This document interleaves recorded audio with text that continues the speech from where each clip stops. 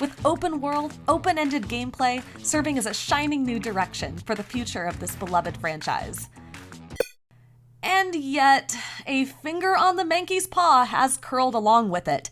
Scarlet and Violet's wonderfully innovative design is dramatically undermined by the numerous ways in which they feel deeply unfinished, with issues ranging from an incomplete world to massive and ubiquitous technical problems. So even though I want to celebrate the ways in which this generation reinvents and reinvigorates the world of Pokémon, I can't without putting a great big warning label on it.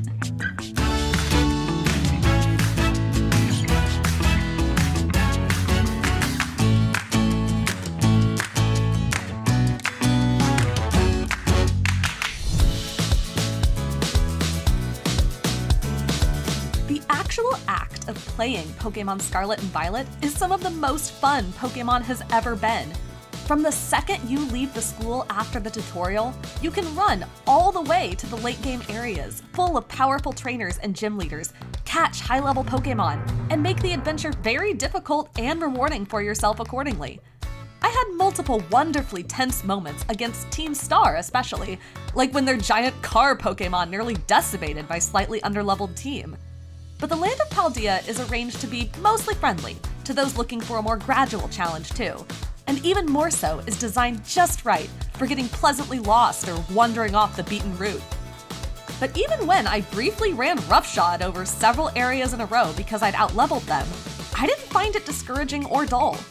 With roughly 400 different Pokémon species available, I was still enjoying poking around the lower level areas and finding monsters I hadn't seen yet. And those discoveries were rewarding, even when the battles weren't. It's a process made especially delightful by how silly and clever many of the new Pokémon designs are this generation, and how improved the monster behavior is.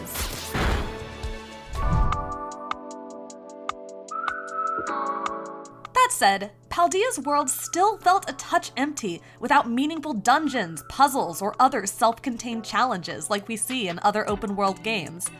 That emptiness is even more pronounced when you look at the detail that is there. Towns are all unique, colorful, and full of personality, and there's clearly been a lot of thought put into modeling them after diverse and specific locations in and around real-world Spain. But for the most part, that's where the thoughtfulness ends. Most buildings are facades you can't enter, with no story or gameplay purpose. Most stores are just menus you open when you interact with the door. And the biggest cities have the same storefronts repeated over and over. And that blankness unfortunately extends to many of the NPCs and their dialogue too. That said, Scarlet and Violet's three main plots and their cast of characters are some of the most interesting and well-written Pokémon's had in a while.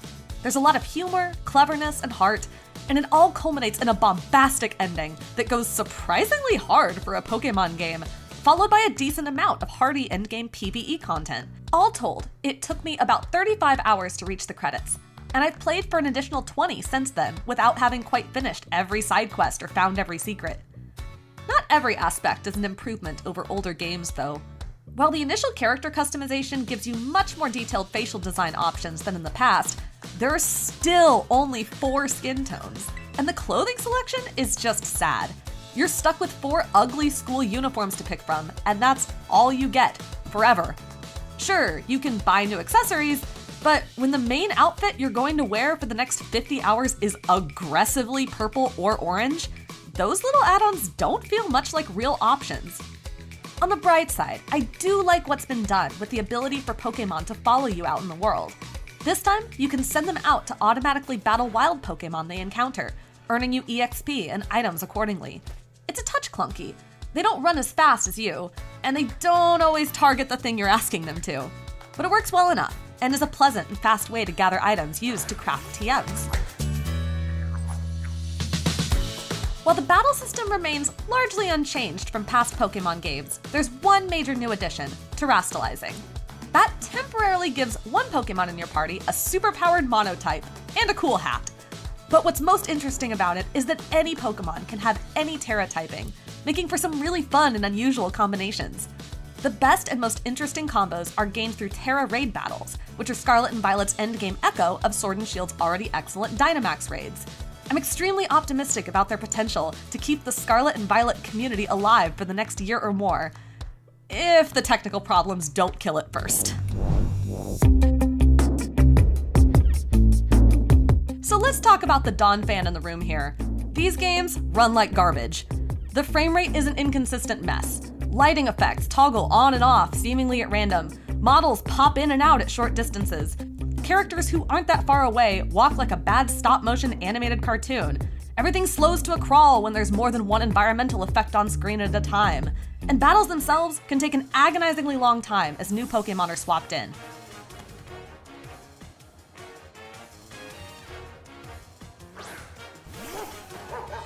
There are also tons of bizarre model clipping issues, and the camera sometimes gets stuck at an odd angle and shows an empty void on half the screen. And that's on top of all these bizarre bugs. Most are small, funny, or harmless issues, but we also had not one, but two of our guides riders suffering hard crashes when they walk near a ladder. This is all bad enough, but it's all exacerbated by the fact that Scarlet and Violet would be far from pretty games even if they ran well. While the aesthetic and architectural aspects of many of the towns in Paldea are interesting, they're compromised by incredibly low-res textures, long stretches of flat, boring land, and this weird, vague, shimmery effect around most objects. This is made especially odd by the fact that some of the characters and most of the Pokemon models do actually look very good, making for weird contrasts at times. When you go into online cooperative play, there's an entirely new layer of weirdness, including invisible bikes, invisible people, emotes getting stuck on faces, and whatever my friend is doing in the doorway here. There were multiple communication errors that forced us to disband and reform the group just to keep playing, which is itself a time-consuming process. And then there's the Noodle Man incident. All of this is a massive shame, because like the rest of Scarlet and Violet, the actual gameplay ideas in its co-op system are promising, if unrefined. Between the bugs, my friends and I were able to do almost everything you can do alone side by side, if not explicitly cooperatively. Story events, wild Pokemon battles, and even giant absurd sandwich making. Trainer battles against NPCs were an honor-looking situation, as you can see here, but the bones of an excellent co-op system are mostly there. They just feel like they're held together with bits of string. The aforementioned Terra raids are the best part of cooperative play by far. The 4-person battles mostly ran smoothly with my friends and provided a fun treasure hunt of their own. Online Terra raids with strangers, though? That's a different story. Even with an Ethernet connection, this was a painful process with repeated communication errors, awkward and time-consuming matchmaking, and a hefty dose of lag every match.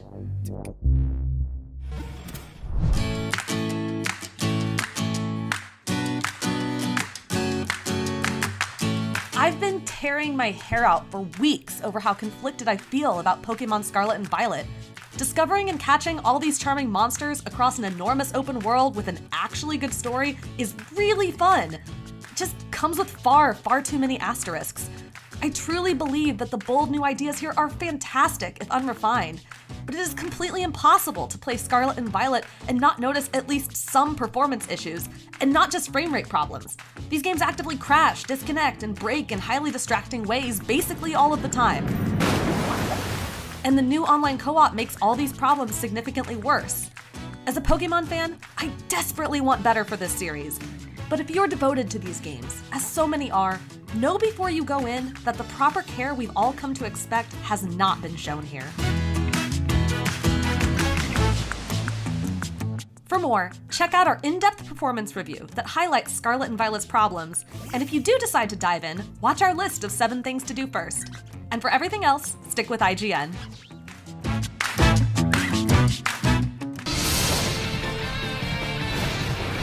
It's been almost a year since I reviewed Pokemon Scarlet and Violet at launch, and I still feel more conflicted about them than any other Pokemon game in all my years loving the series. They dazzled me with their open-world design, which felt like the answer to years of fan requests, but the performance and aesthetic hits that came with that innovation were painful catches that didn't quite feel worth the trade. Would the first DLC, the Teal Mask, fix Scarlet and Violet's glaring issues and deliver a robust new experience that fully embraced the potential of what these games could have been? Nope.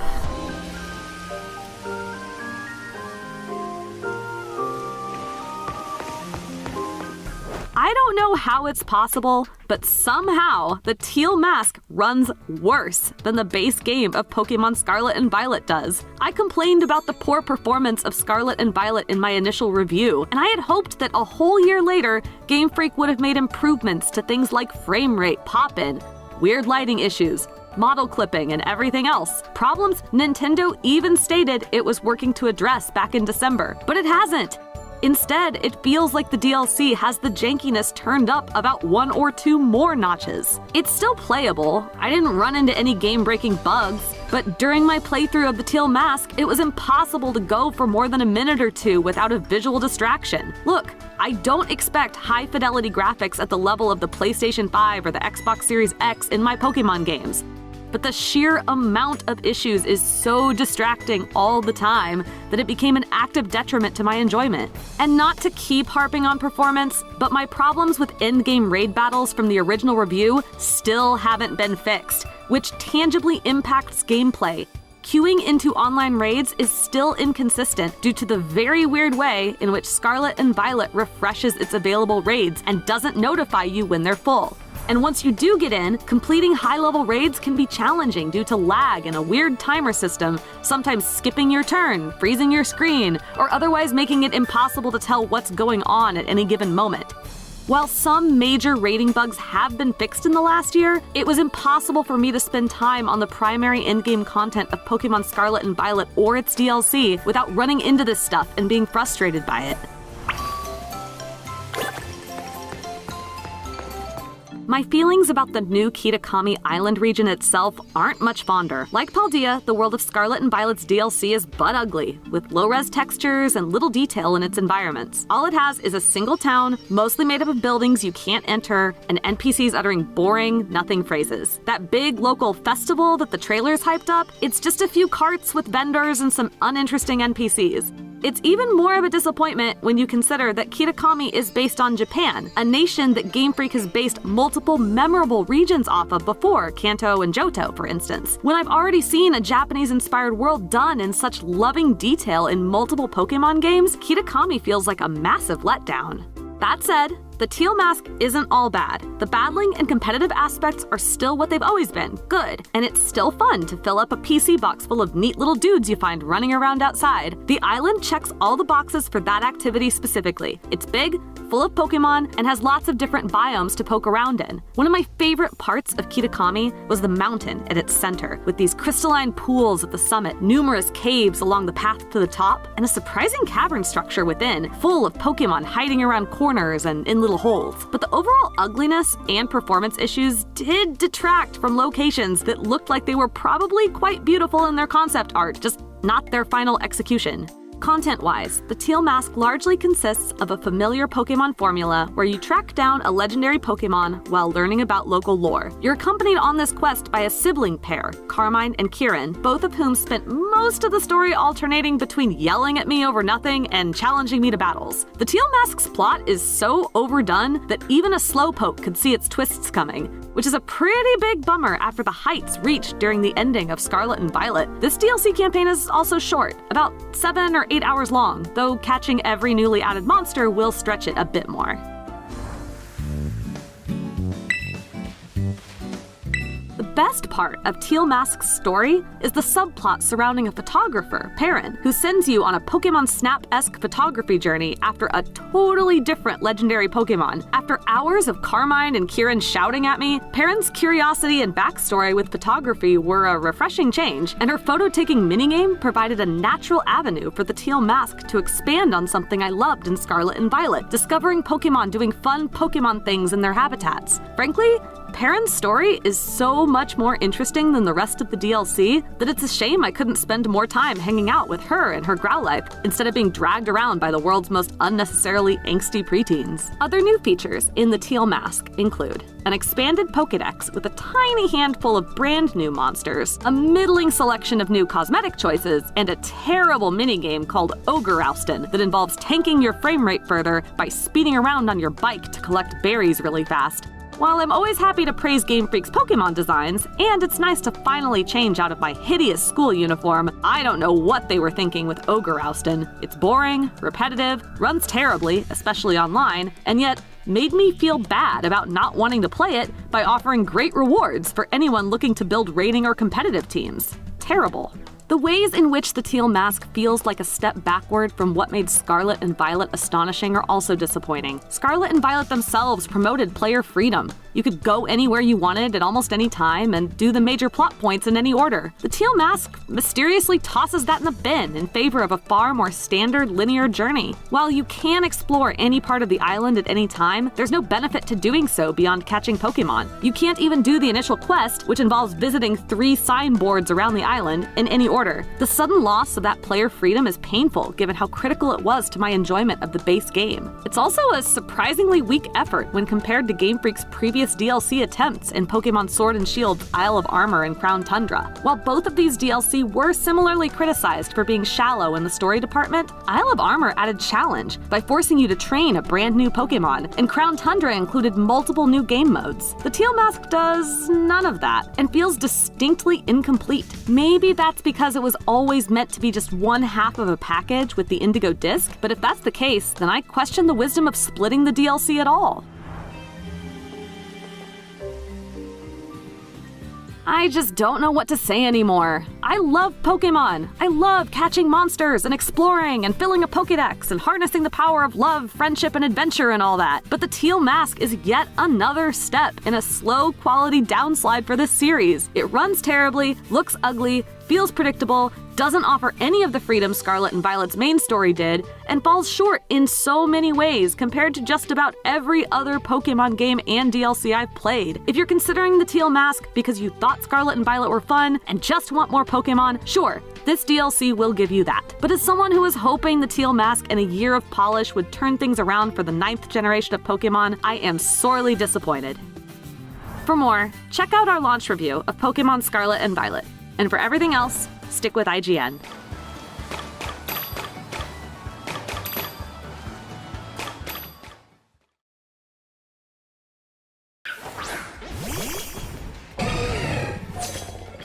The 9th generation of Pokemon has been a roller coaster ride, to say the least. With the introduction of a fully open world and non-linear objectives, Pokemon Scarlet and Violet finally made the freedom of the monster-filled adventures I dreamed of as a child a playable reality. But that reality was a technical disaster, turning what should have been a standing ovation for the series into a smattering of lukewarm golf claps. Multiple post-launch updates and its first DLC did nothing to fix this, and the Teal Mask expansion specifically was all around a disappointment of its own. So here we are, the Indigo Disc, the last DLC and presumably the final word on Pokemon's ambitious and chaotic 9th generation. Is it an improvement? Yes, but not entirely. While the new area, battles, quests, and challenges are an excellent coda, they're all still bogged down by the numerous problems that have become synonymous with Pokemon's first true foray into the open world.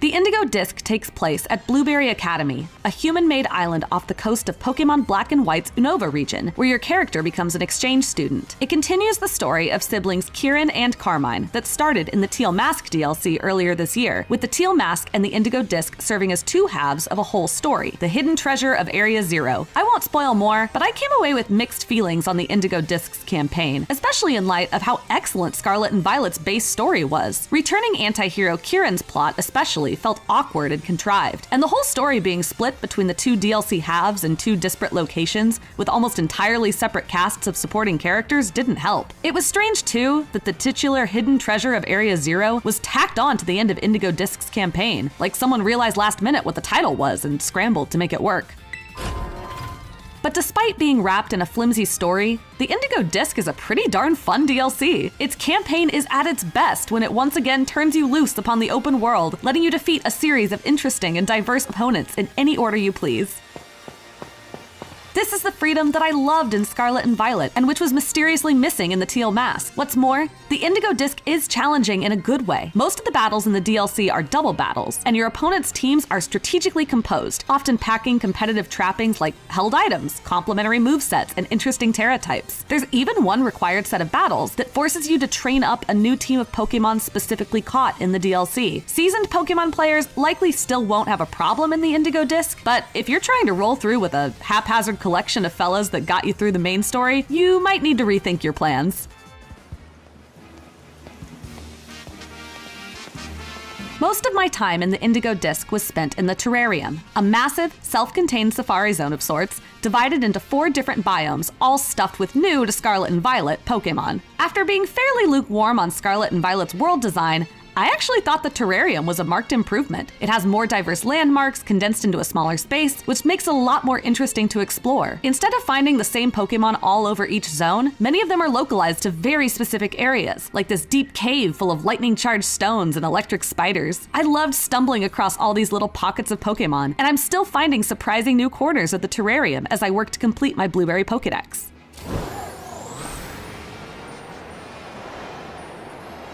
It does help to be rewarded for that exploration, and most of those rewards appear after you finish the Indigo Disc story via a new feature called Blueberry Quests, or BBQs. These are short, simple tasks that you can complete in the Terrarium, such as catch a Pokemon, or photograph a Pokemon in the polar biome. In return, you'll get Blueberry Points, or BP, which can then be spent on all kinds of prizes. Some of these are cosmetic, such as the ability to change up how your character throws a Pokeball, or to decorate a club room in Blueberry Academy. But the most interesting and expensive options unlock even more new Pokemon for the Terrarium, or let you invite powerful trainers such as Scarlet and Violet's gym leaders to Blueberry Academy for rematches and, delightfully, new story conversations. There are tons of interesting things to spend BP on, including a bonus final boss battle, enough to keep me busy for quite a while to come, even after more than 15 hours in this DLC. Part of that is because gathering BP by yourself is pretty slow, but the Indigo Disc eases that pain by finally giving a purpose to Scarlet and Violet's co-op feature. You've always been able to adventure through Paldea with up to 4 players simultaneously, but there wasn't really any advantage to doing so, outside of cooperative sandwich making. But in the Terrarium, all players can contribute to and receive BP from one another's BBQs, and even unlock special group quests for bigger payouts. I had a great time running around the Terrarium with a friend, strategizing over voice chat about how we divvy up some of the harder BBQs, like completing a raid or making a specific sandwich. I never thought I'd be able to heartily recommend Scarlet and Violet's co-op after my original review, but here we are.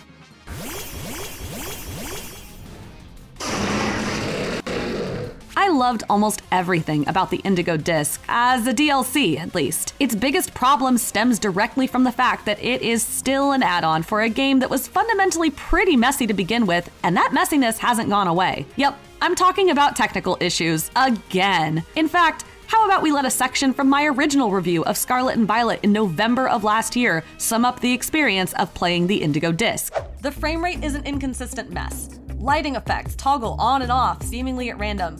Models pop in and out at short distances. Characters who aren't that far away walk like a bad stop-motion animated cartoon. Everything slows to a crawl when there's more than one environmental effect on screen at a time. And if that's not enough, here's a section from my review of the Teal Mask DLC earlier this year about the problems with raiding. Queuing into online raids is still inconsistent due to the very weird way in which Scarlet and Violet refreshes its available raids and doesn't notify you when they're full.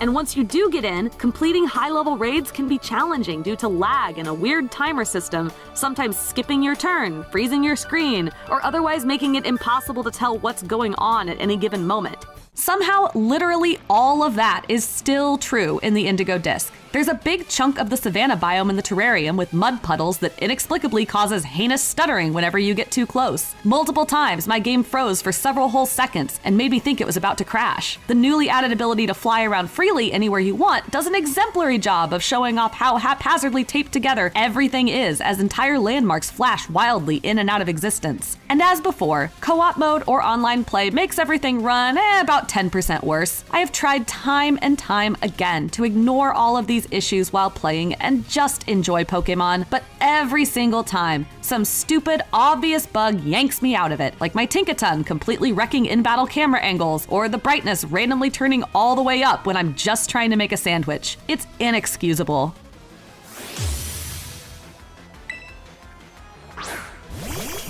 Once again, a series I have loved my entire life is giving me extremely conflicted feelings. As a DLC, the Indigo Disc is pretty great. The story's a bit weak, but all the activities surrounding it are a blast, including the challenging battles, the new terrarium zone, the BBQ system and its rewards, and all the benefits of playing cooperatively with friends. I would consider this an excellent DLC if it wasn't shackled to a game that is still, over a year later, an ugly and broken technical mess. If you've already decided to ignore Scarlet and Violet's jank, you'll probably have a good time with the Indigo Disc. I had a good time too, just, in between deep, exasperated sighs. For more Pokemon Scarlet and Violet, check out our review of the base game and our review of the first DLC, the Teal Mask. And for everything else, stick with IGN.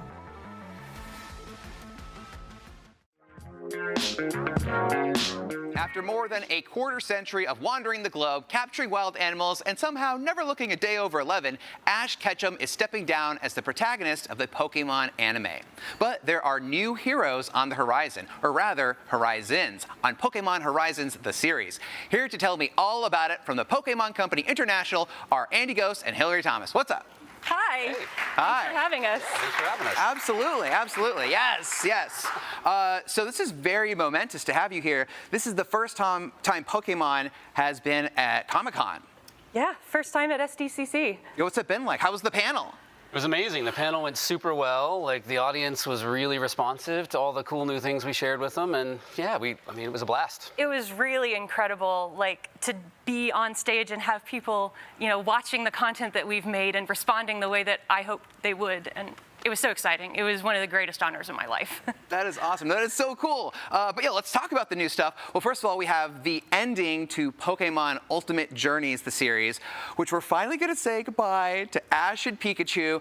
And I know some people out there, they saw it air in Japan and know what happens, but I haven't watched it yet. I know a lot of people out there have not as well, and they're just emotionally stealing themselves for it. So why was now the time that Ash and Pikachu were saying goodbye? I think Ash has been after it for so long, and he's become such an icon, and, I think he's grown. I think that's really what it comes down to. Yeah, absolutely. And I think that, giving him a really fitting send-off and really sort of wrapping things up for him is, I don't know, I think it's awesome. I'm very happy to be a part of it. Yeah. It's really bittersweet though, because I've been a fan my whole life, since I was 16. And I always thought Ash and Pikachu were gonna be there. I always thought it was gonna go on, but now we're gonna have a whole new set of stories, and I'm excited to tell those. Well, and it is very cool, though. We have sort of a lovely send-off for Ash and Pikachu where, they kind of travel the lands a bit and revisit some old friends, and there are a lot of folks that the audience is going to appreciate seeing in those episodes. It's a little bit of a victory lap. Brock and Misty come back. We'll see Lapras. We'll see a lot of these fan favorites. The Squirtle Squad comes back, which is awesome. Squirtle Squad represent.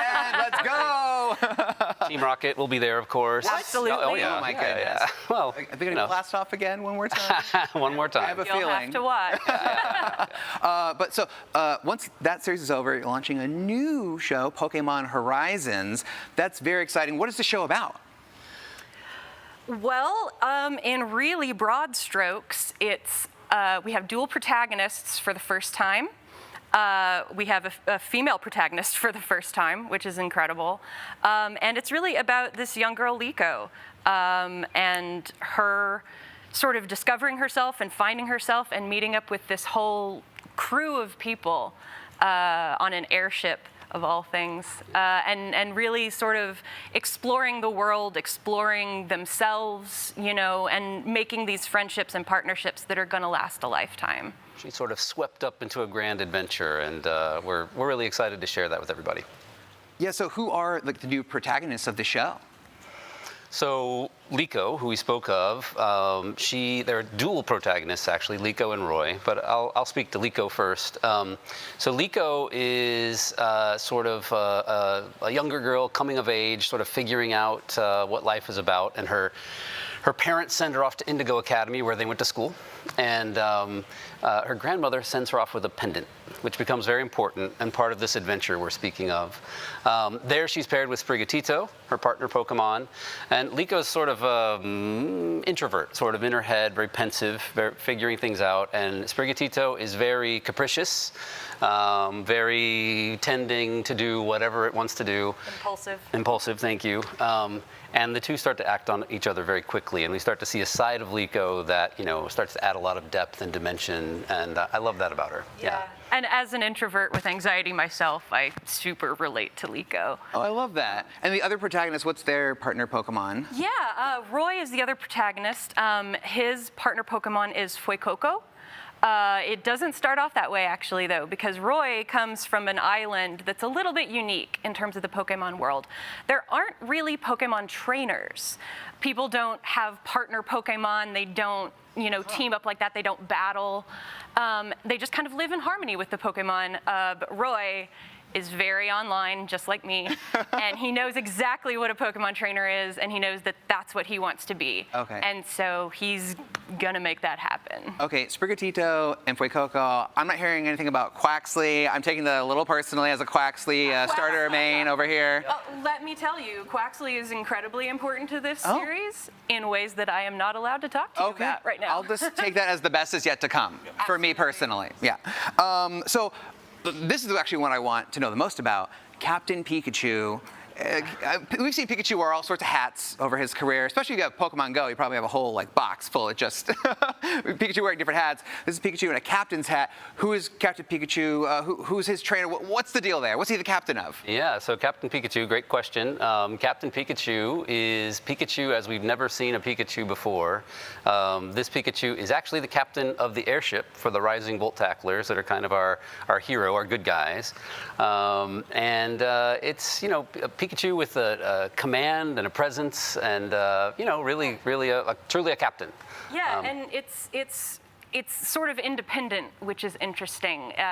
So it works with Freed and is friends with Freed, but Freed's partner Pokemon is Charizard, and Freed is the leader of the Rising Volt Tacklers. So him and Cap work side by side as a team all the time. Yeah, the swashbuckling Freed and the sort of commanding captain. It's a great pairing.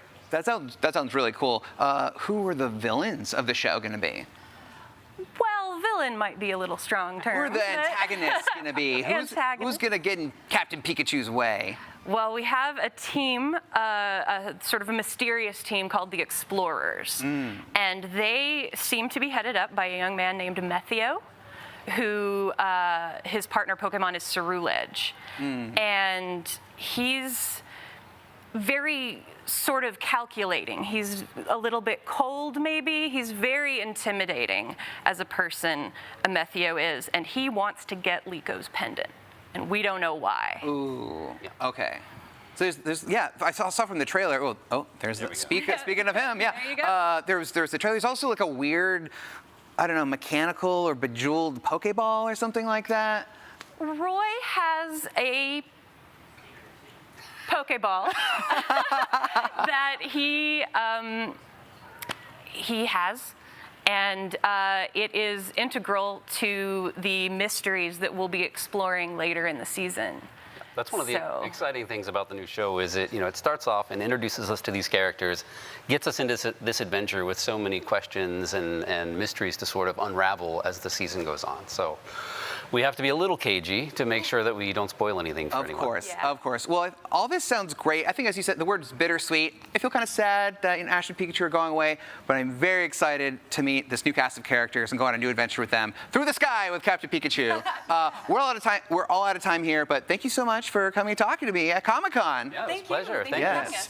So I have been a massive fan of Pokemon my entire life, and I'm so happy new generations get to grow up with a Pokemon series of their own, even though Indigo League will always be the best.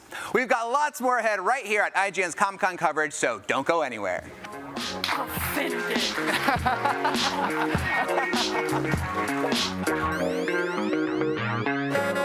And I do see a little glitter under here, so let's see. I think I have a hit. Ready? Oh! Let's go! All right, we can retire. Yes. What's up, everybody? Joshua Yale here, IGN's resident Psyduck trainer, with Tom Jorgensen, our resident, what kind of trainer? Oh, I go Gengar, sometimes Alakazam. I'm a big ghost boy, and it's spooky season and fit. But we have something really cool here, a very special Pokemon set, the Pokemon 151 set, which has all of the Pokemon originally found in the Kanto region. Yes, many people would say Gen 1 is the best gen, and those people would probably be over the age of 20, just like us. So we're pretty excited for this. Yes, so this is a special set, which means you can't just go buy boosters or get booster boxes and stuff. You have to buy special products that have boosters in them, although one of the products is just full of boosters. But anyways, we have an Elite Trainer box, we have an Alakazam EX collection, and then we have a booster bundle, which have the aforementioned just box of packs with some packs in it. So what we're gonna do is we're gonna open all these, show you what's inside, but then also we're gonna crack all the booster packs and see how much of the 151, Gen 1 Pokédex we can complete with just this. So you ready to begin? I am. Let's go. Okay, let's start with the Elite Trainer box. Oh yeah. All the art for this. Of course, we've got the player's guide, which has a look at all of the different cards that you can get.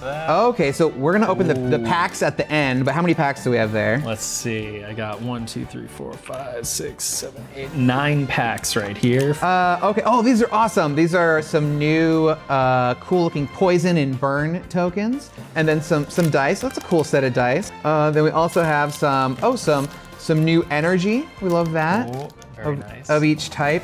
And then, so with this fitting to the Snorlax theme of the Elite Trainer box, we get a special promo card of Snorlax taking a little nap. And who is that on his tummy there? That looks like Pidgey. And then some sleeves. Oh, these are very, very cool, colorful sleeves that have a silhouette of a different color of all the different Pokemon from Kanto. Oh my goodness. That'd make a great shirt. Just that pattern on a shirt That would look would. incredible.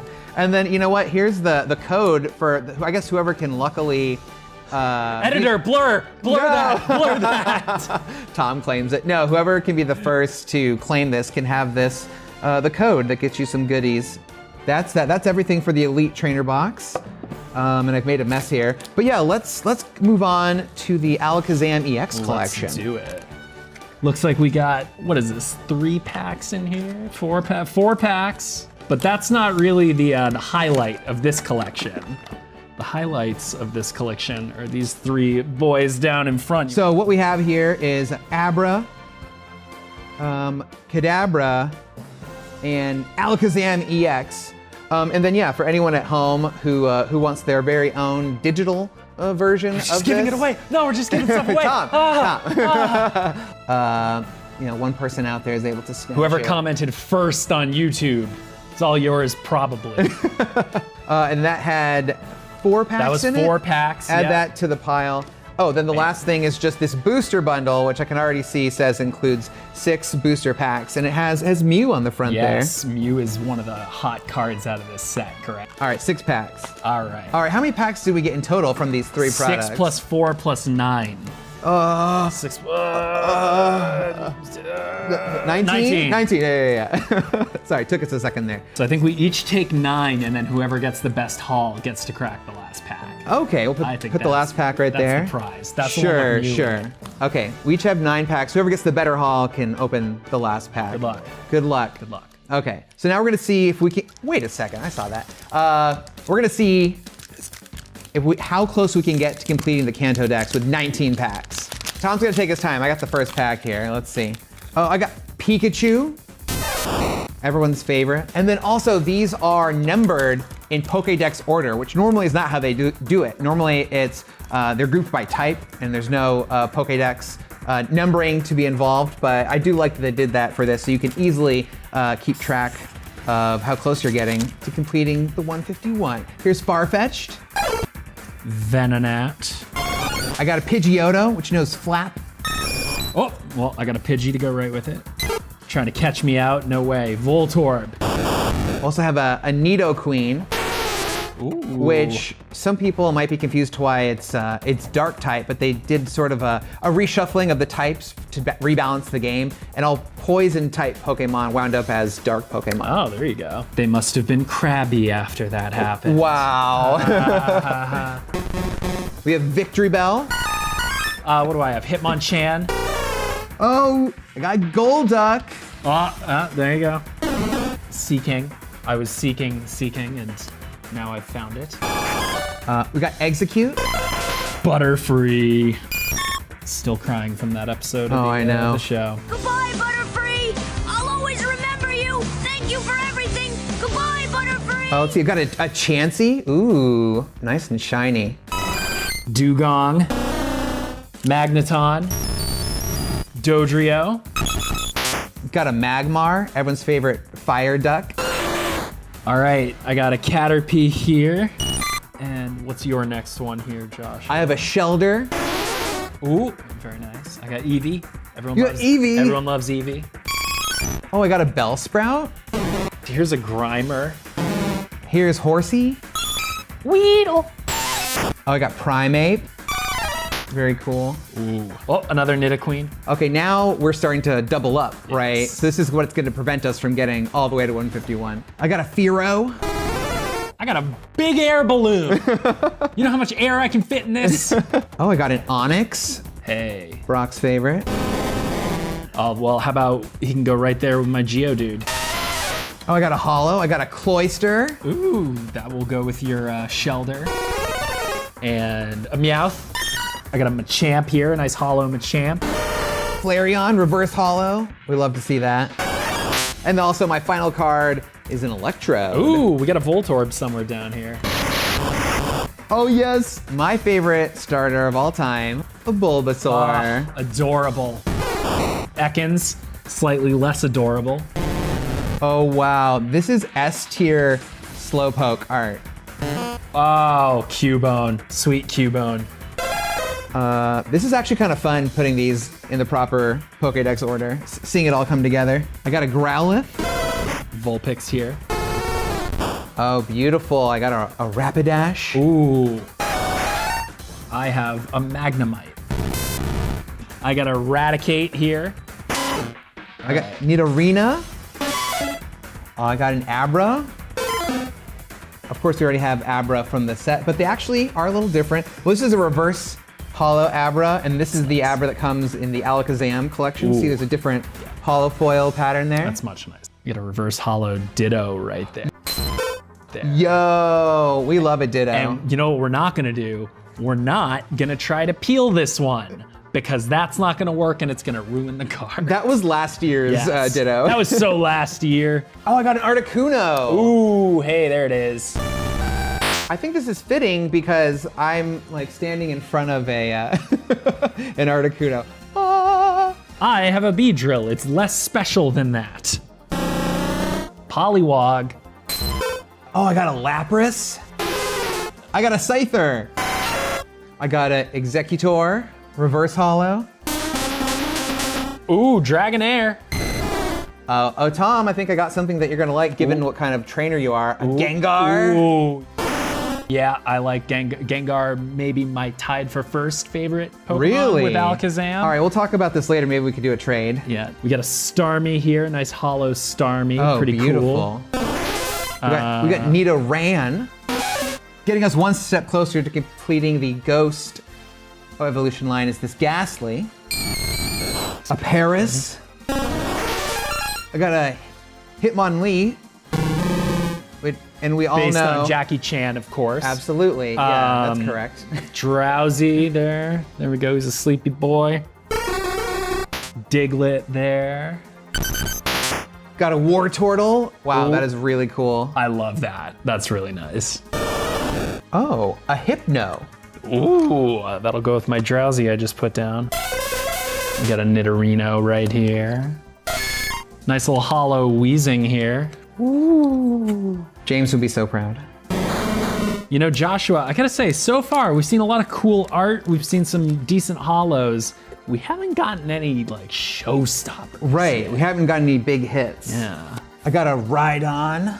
A Metapod. That completes our Butterfree evolution set. The circle of life, right? You start out as a Caterpie, you progress to being a Metapod, hard, afraid to let the world in, and eventually you blossom into a beautiful Butterfree, and then Ash sets you loose with your partner Butterfree, and you fly off into the sunset, cause children to cry. Yeah, and you say bye-bye Butterfree. Goodbye, Butterfree! Ponyta for that Rapidash. Clefairy. Ooh, I love that. I got a Primate. Vaporeon. Oh, I think I might have our first, I think I might be out in the lead here a little bit. Our first EX card. Yo! Golem EX. Golem, another pretty awesome stage 2 evolution. Golem always freaked me out because it was like Geodude, like a rock with arms, and then Graveler, a rock with more arms, and now it's like a reptilian creature bursting forth from a rock. I was like, oh my god. Get ready for me. All right, Golem 76. I got the other Nidoran. And we've got the evolution to Horsey, which is Seadra. Here's something for you. Praise the Helix. Oh wow. Praise be. Yes, we love the Helix fossil. That's a coincidence because I just got Kabuto. Ah, that won't have any connection there because that's the dome fossil. Well, but it's that's close-ish. Okay, I got a Pidgeot, Oh, that's a nice one. which again completes another set for us. A Machoke to go with Machamp there. Okay, whoa, I got a Hollow Marowak, which does actually tell somewhat of a story here with this Cubone. Here's Cubone at night with all these stone pillars around, but then it evolves into Marowak and it's like smashed all the pillars, probably because it's so upset about its mother. Yeah, don't Google it. Don't Google it. Or don't play the Lavender Town arc in Pokemon Red and Blue. Just stop when the game puts you at that point. Just stop right there, because it's gonna hit you in the feels. Got a Persian here to go with my Meowth. All right, 2 packs left for me. What about you? This is my second to last, and I have one more after Oh, we got that. another evolution set here. I love Krabby this and artist. Kingler. What do you got, Tom? Let's see. Oh, a Zubat. Oh, nice, our first Zubat. Yes. Normally you run into those Usually, all the yeah, time. we should have had like 30 or 40 of these at this point. All right, I have I have a Hollow Dragonite. I love that Dragonite. Dragonite should always be that very cartoony, plushy, huggable looking dragon. Yeah, he's a big derpy boy. I really like him. And I do see a little glitter under here, so let's see. I think I have a hit. Ready? Oh! Let's go! Mew. All right, we can retire. Yes. This Mew is really cool because it is one of the few competitively viable cards from this set. Mew can copy the opposing Pokemon's attack with this attack called genome hacking, which is very Mew. Like he has the DNA of all Pokemon, so he can really just do whatever they can do. The only, if I remember correctly, the only Pokemon in the original 151 that can learn any TM. Can Was be that- taught any right. TM, any HM. Mew do whatever it wants. Yep. I have a Goldeen, so nothing to compete with there. Rhyhorn, we already got one of those. Oh, we have a Rhydon. Oh, we here. don't have a All right, well there we go. Another evolution set. I think we're both down to our last pack. I don't know how I'm gonna beat Mew EX. I don't know either. Maybe a Charizard? We haven't seen a Charizard. We actually haven't. Have we seen any pieces of the Charmander? We haven't even seen a Charmander or a Charmeleon, no. No, wow. Okay. We got Pidgey. Oh, we got a... Sandshrew. Seal. A Doduo. Tentacool. I pulled an Arcanine. We have a Snorlax here. Oh! I got a Psyduck! Oh, right at the end, he got his little Psyduck. I got buddy. a Psyduck! Well, hold on now. What's the story here? What's the Where's story? Golduck? All right, we have Psyduck and Golduck. Psyduck's just happy to be there, and Golduck's like, finally, my headache went away. It's probably from diving in the water. That's my guess.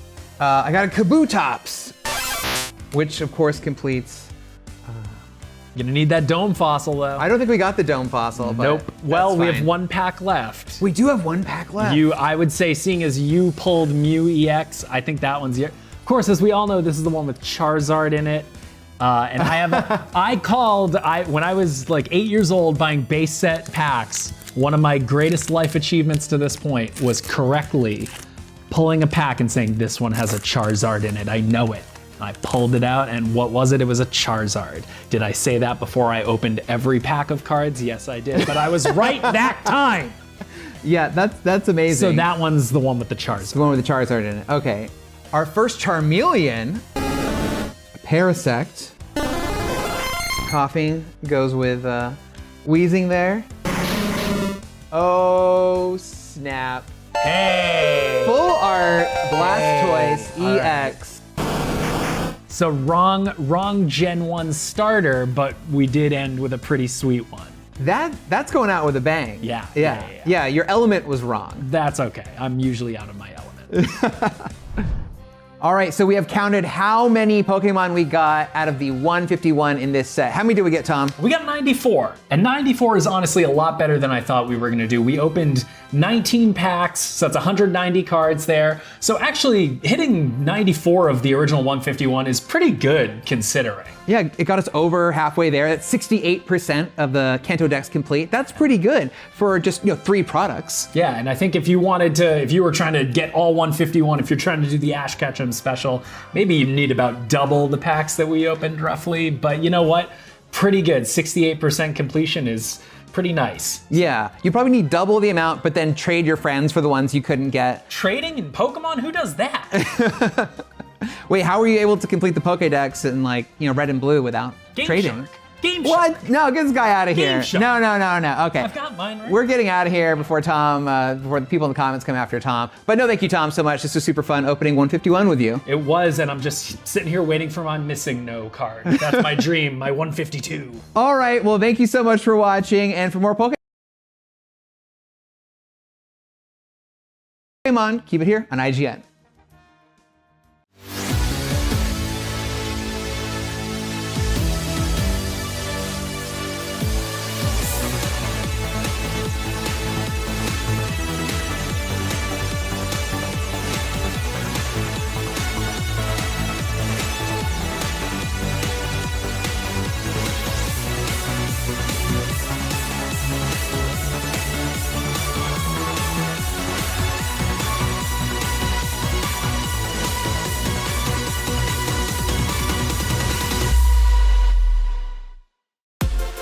Hello, my name is Joshua Yale, IGN's resident Pokemaniac, and I flew across the world to Japan to cover the 2023 Pokemon World Championships in Yokohama.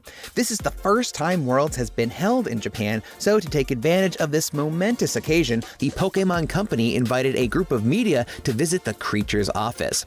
Any Pokemon fan will know that Creatures is one of the owners of the Pokemon brand and is best known for making the Pokemon trading card game. As a competitive Pokemon player myself, you can imagine I was totally chill during the whole tour.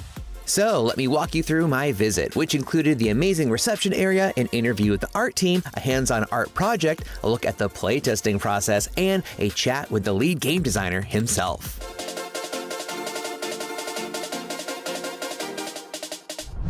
So we walk into Creatures and the lobby is this big white room with white walls made up of thousands of small metal Pokemon cards. It was kind of trippy walking around.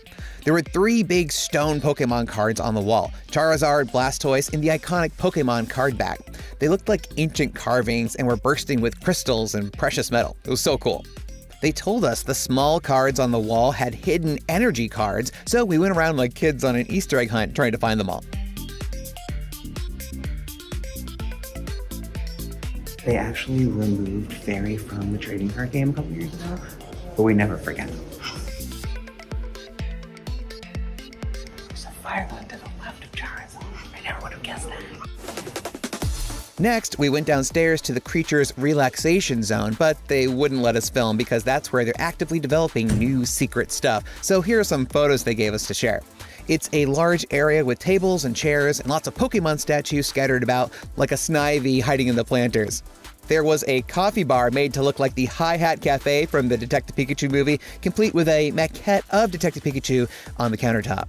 Hope he doesn't get any fur in the coffee. They had a TV with a Switch and PS5 for playing video games during their breaks, and there was a giant Snorlax plushie sleeping on its back with a Pokeflute replica on its tummy. We were encouraged to pet the Snorlax, and I can totally see why, because he's super soft and comfy. Do you think they let them take naps on his belly? We went back upstairs and interviewed the illustration team. They gave us these earpieces so we could hear their answers translated from Japanese into English in real time, which was very much appreciated because I only know like 3 words of Japanese. One artist who goes by Tizero said she loves drawing giant monsters, so they always assign her those kinds of Pokemon, like Orbeetle VMAX abducting this poor kid. Another artist known as Ghidorah said he's become known for showing aggressive Pokemon, whereas artist Yuka Mori said it's her job to make the Pokemon look cute. She's known for her signature clay models that are photographed to make Pokemon card art.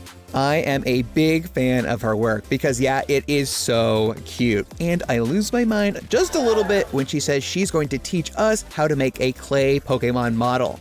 She says we're going to make Magnemite, just like the one she made for this card.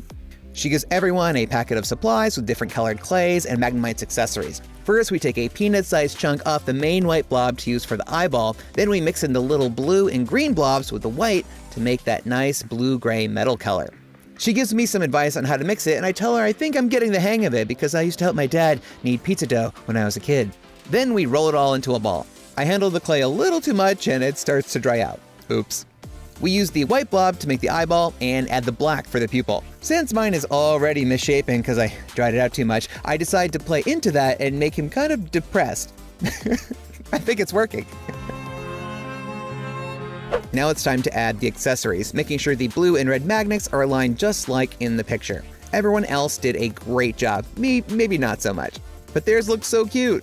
I asked Yuka to grade my Magnemite, and she said it could stand to be a little more round and smooth, and I say that his dents and cracks are totally on purpose and that they give him character. And she says, oh, my mistake, I see what you did there. You really are a gifted artist. In fact, can I hire you right now on the spot? And I'm flattered, but I have to humbly decline, and she tries to insist that I share my gift with the world, and I say that I just want to remain a fan of Pokemon art, not be a creator of it. And she's like, wow, respect. So anyways, I package up my Magnemite and get ready for our big interview with the lead game designer, Atsushi Nagashima. As lead designer, it's his job to oversee developing mechanics, game development, and art. My big takeaway was how impressive it is that he put so much thought into making sure the game as a whole captures the fantasy of being a Pokemon trainer. I'm a competitive player who only focuses on the best meta cards, but he says his job isn't necessarily to make cards that help you win, but to create an environment where you can have fun.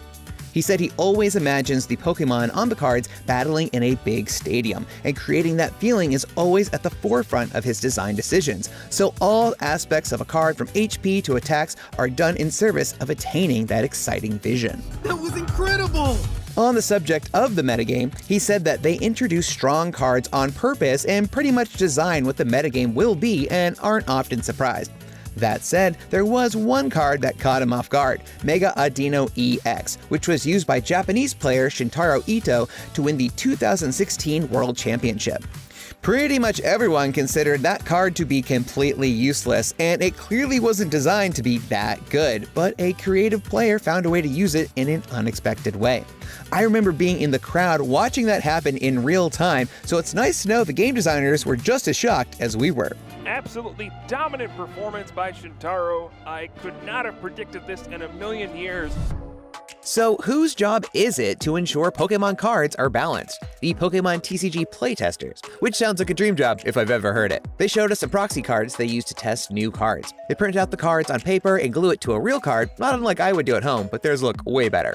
They showed us an example of how they balance cards by setting up a scenario with 3 Venusaur EX that have a healing ability. They said they had to adjust the amount it heals to ensure it would offer some healing but not create a squad of immortal Venusaurs. They said there's an important skill that playtesters need to have, and it's the ability to come up with weird board states like that to really explore what a card can do, which is a lot different from skills that make a good competitive player. And that's when I realized I would be terrible at this job. Finally, they tell us they have a playtesting room where their group of 18 playtesters play the game 7 hours a day. And in that room are all these filing cabinets containing a copy of every single card ever created. I had always dreamed of what this place would be like, and I suddenly felt a bit emotional, like Charlie walking into Willy Wonka's chocolate factory for the first time, but with less death traps. I want it now! Well, that wraps up my visit to Creatures. To say I had the time of my life is an understatement. I never wanted to leave, but seeing how much security they had around the place, it's probably best I left of my own accord. Getting a look behind the scenes at how they make the Pokemon TCG gave me a new appreciation for the game I love so much, and at the very least, it showed me I'll always have a career as a clay model artist waiting for me should I choose to pursue it. Right? Right? Well, that's all for now. Keep it locked to IGN for more from Pokemon Worlds.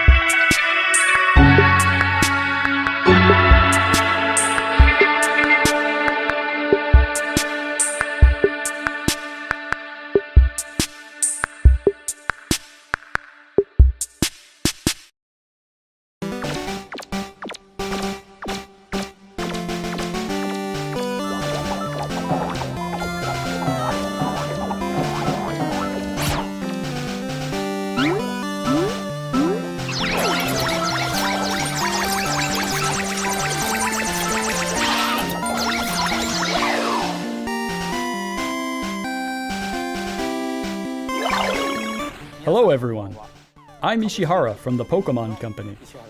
Today, February 27, is Pokemon Day. This is the date that the Pokemon Red and Pokemon Green games were first released in Japan.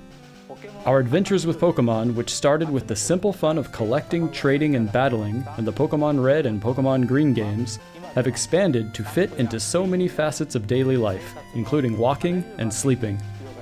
We'll keep challenging ourselves to create new ways to enjoy Pokemon, and we hope you'll continue your adventures with us. Today, we will be bringing you all the latest news about Pokemon, including our newest titles. Mr. Utsunomiya, please take it away. Hello, I'm Utsunomiya from the Pokemon Company. I hope everyone has enjoyed their adventures in the Pokemon Scarlet and Pokemon Violet games so far. To commemorate Pokemon Day, we've planned a series of Terra Raid battle events where you'll be able to face off against a mighty Venusaur, Blastoise, and Charizard. The first of these Terra Raid battle events will begin tomorrow. We hope you will all enjoy these raids. Today, I'd also like to share the latest updates on a number of our other games. Please have a look at this.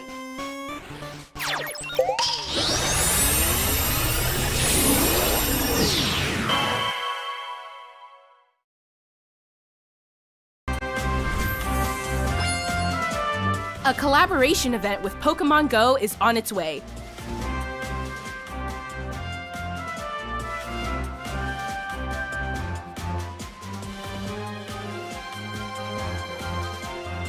Pikachu wearing Cap's hat is making its debut.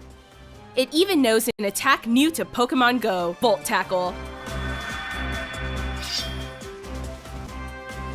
Charcadet, Armarouge, and Ceruledge are coming too. And Liko and Roy will be dropping in when you snap a pick and go snapshot. So set out on an adventure with your new friends.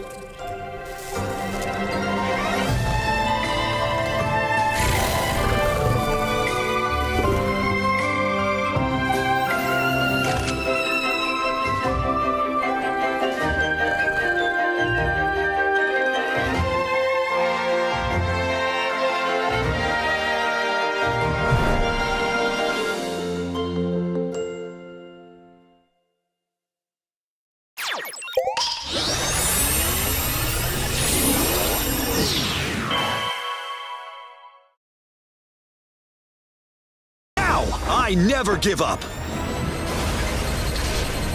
We're just getting started. We're the greatest in the world! You're the greatest and strongest partner I could ask for. Fight!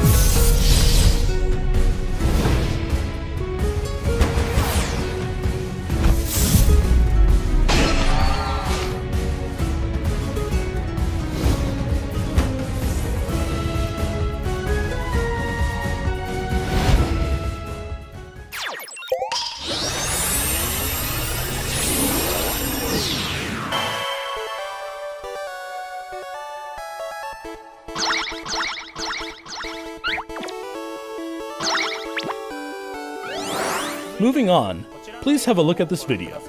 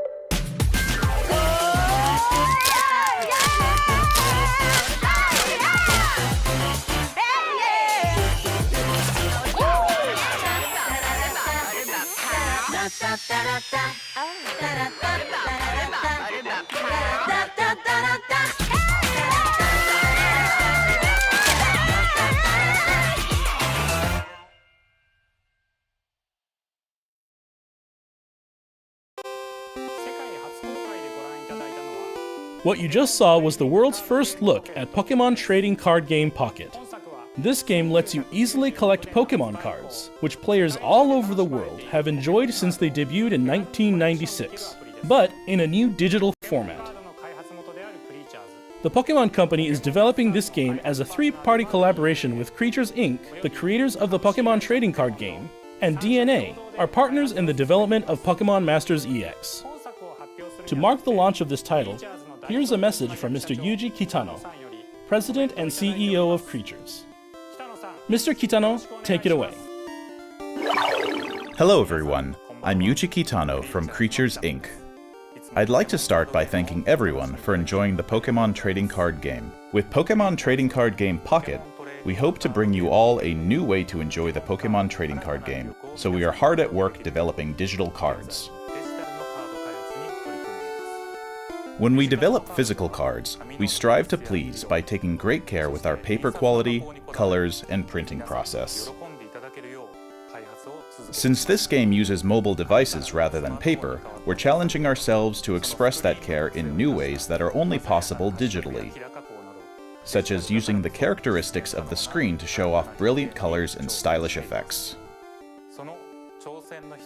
One way we're accomplishing this is with immersive cards, which give players the experience of leaping into the world of the card illustration. What's more, we've developed new streamlined game rules based on our existing battle system, so you can enjoy a quick battle during the free moments in your day.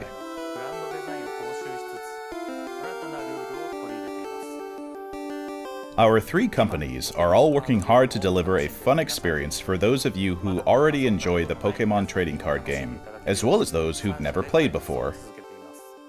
We hope you look forward to the results of our latest efforts in the world of the Pokemon trading card game, Pokemon Trading Card Game Pocket. Thank you so much. Thank you, Mr. Kitano. We plan to launch Pokemon Trading Card Game Pocket within 2024. Please look forward to more details in the future. Just one more thing. We'd like to end today's presentation with one final video for you all. Thank you for tuning in.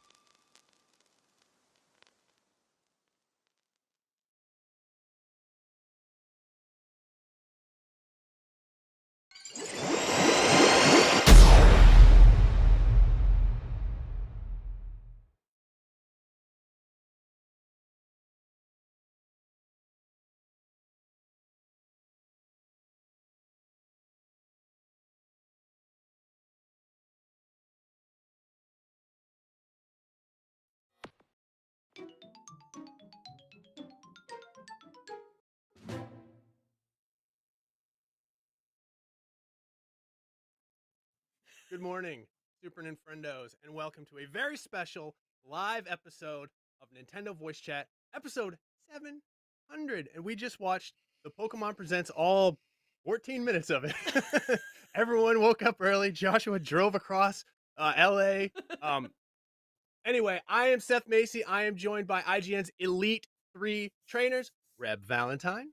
I'm still processing what I just saw. Joshua Yale, who appears to be having some sound issues at the moment, but trust me, he is here. And Miranda Sanchez, and you might see one of Miranda's cats.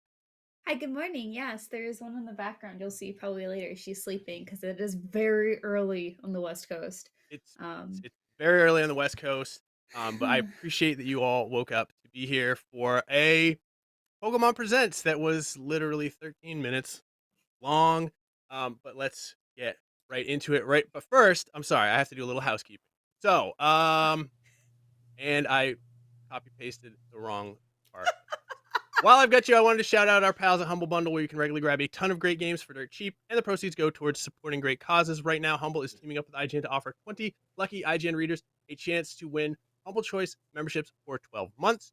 Head over to humblebundle.com/bundle to grab some games today. And then I also have a part about FanFest. I get you access to a ton of awesome giveaways and great deals you won't find anywhere else. This is IGN Rewards.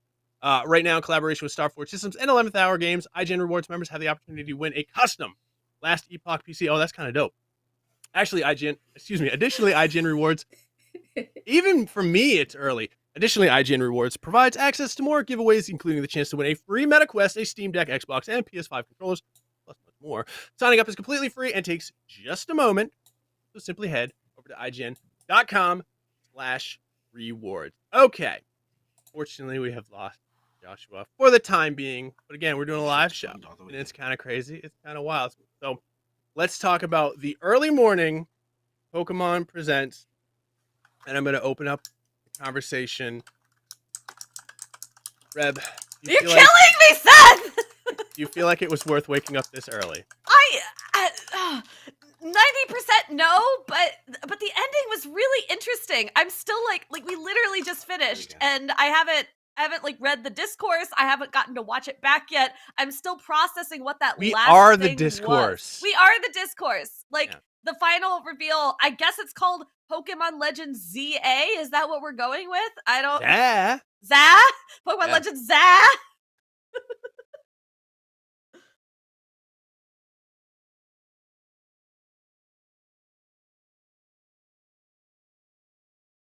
Yeah.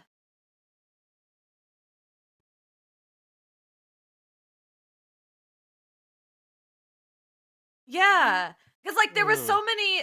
Yeah, if you remember the conversation, I think we talked about this on the show, not that long ago. We were talking about how after Pokemon X and Y came out, there were all these rumors that there was going to be a Pokemon Z, and then there never was. And then a lot of the Zygarde stuff got sort of repurposed into a later game. And now there were, again, rumors that we were going to get some sort of Pokemon Legends game. Maybe it was going to be black and white. We didn't know. So this is interesting. So it's Kalos region.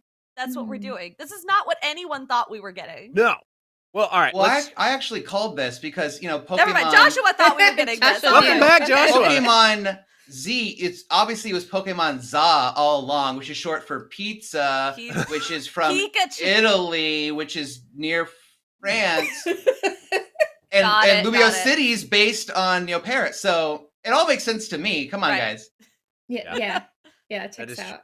We also saw the Mega Evolution symbol. Is that what that was at the very, very tail end? Yeah, so Mega Evolution coming back. I'm into it. All right. Just a quick question. Do you guys think this is a futuristic, whereas in our last Legends, it was set in the past, this one looks like it's set in the future? Yeah, that's Based a on- good shout. I think you might be right. I think the confidential, I guess urban redevelopment plan, that could be a futuristic, we're making this again, we're improving. That could hint at that in a weird way. And I think just that sort of 3D, we're going in the game, intro for it kind of gave me those vibes that they want to do some sort of revamp. It's this is a historic place, and now we're going forward.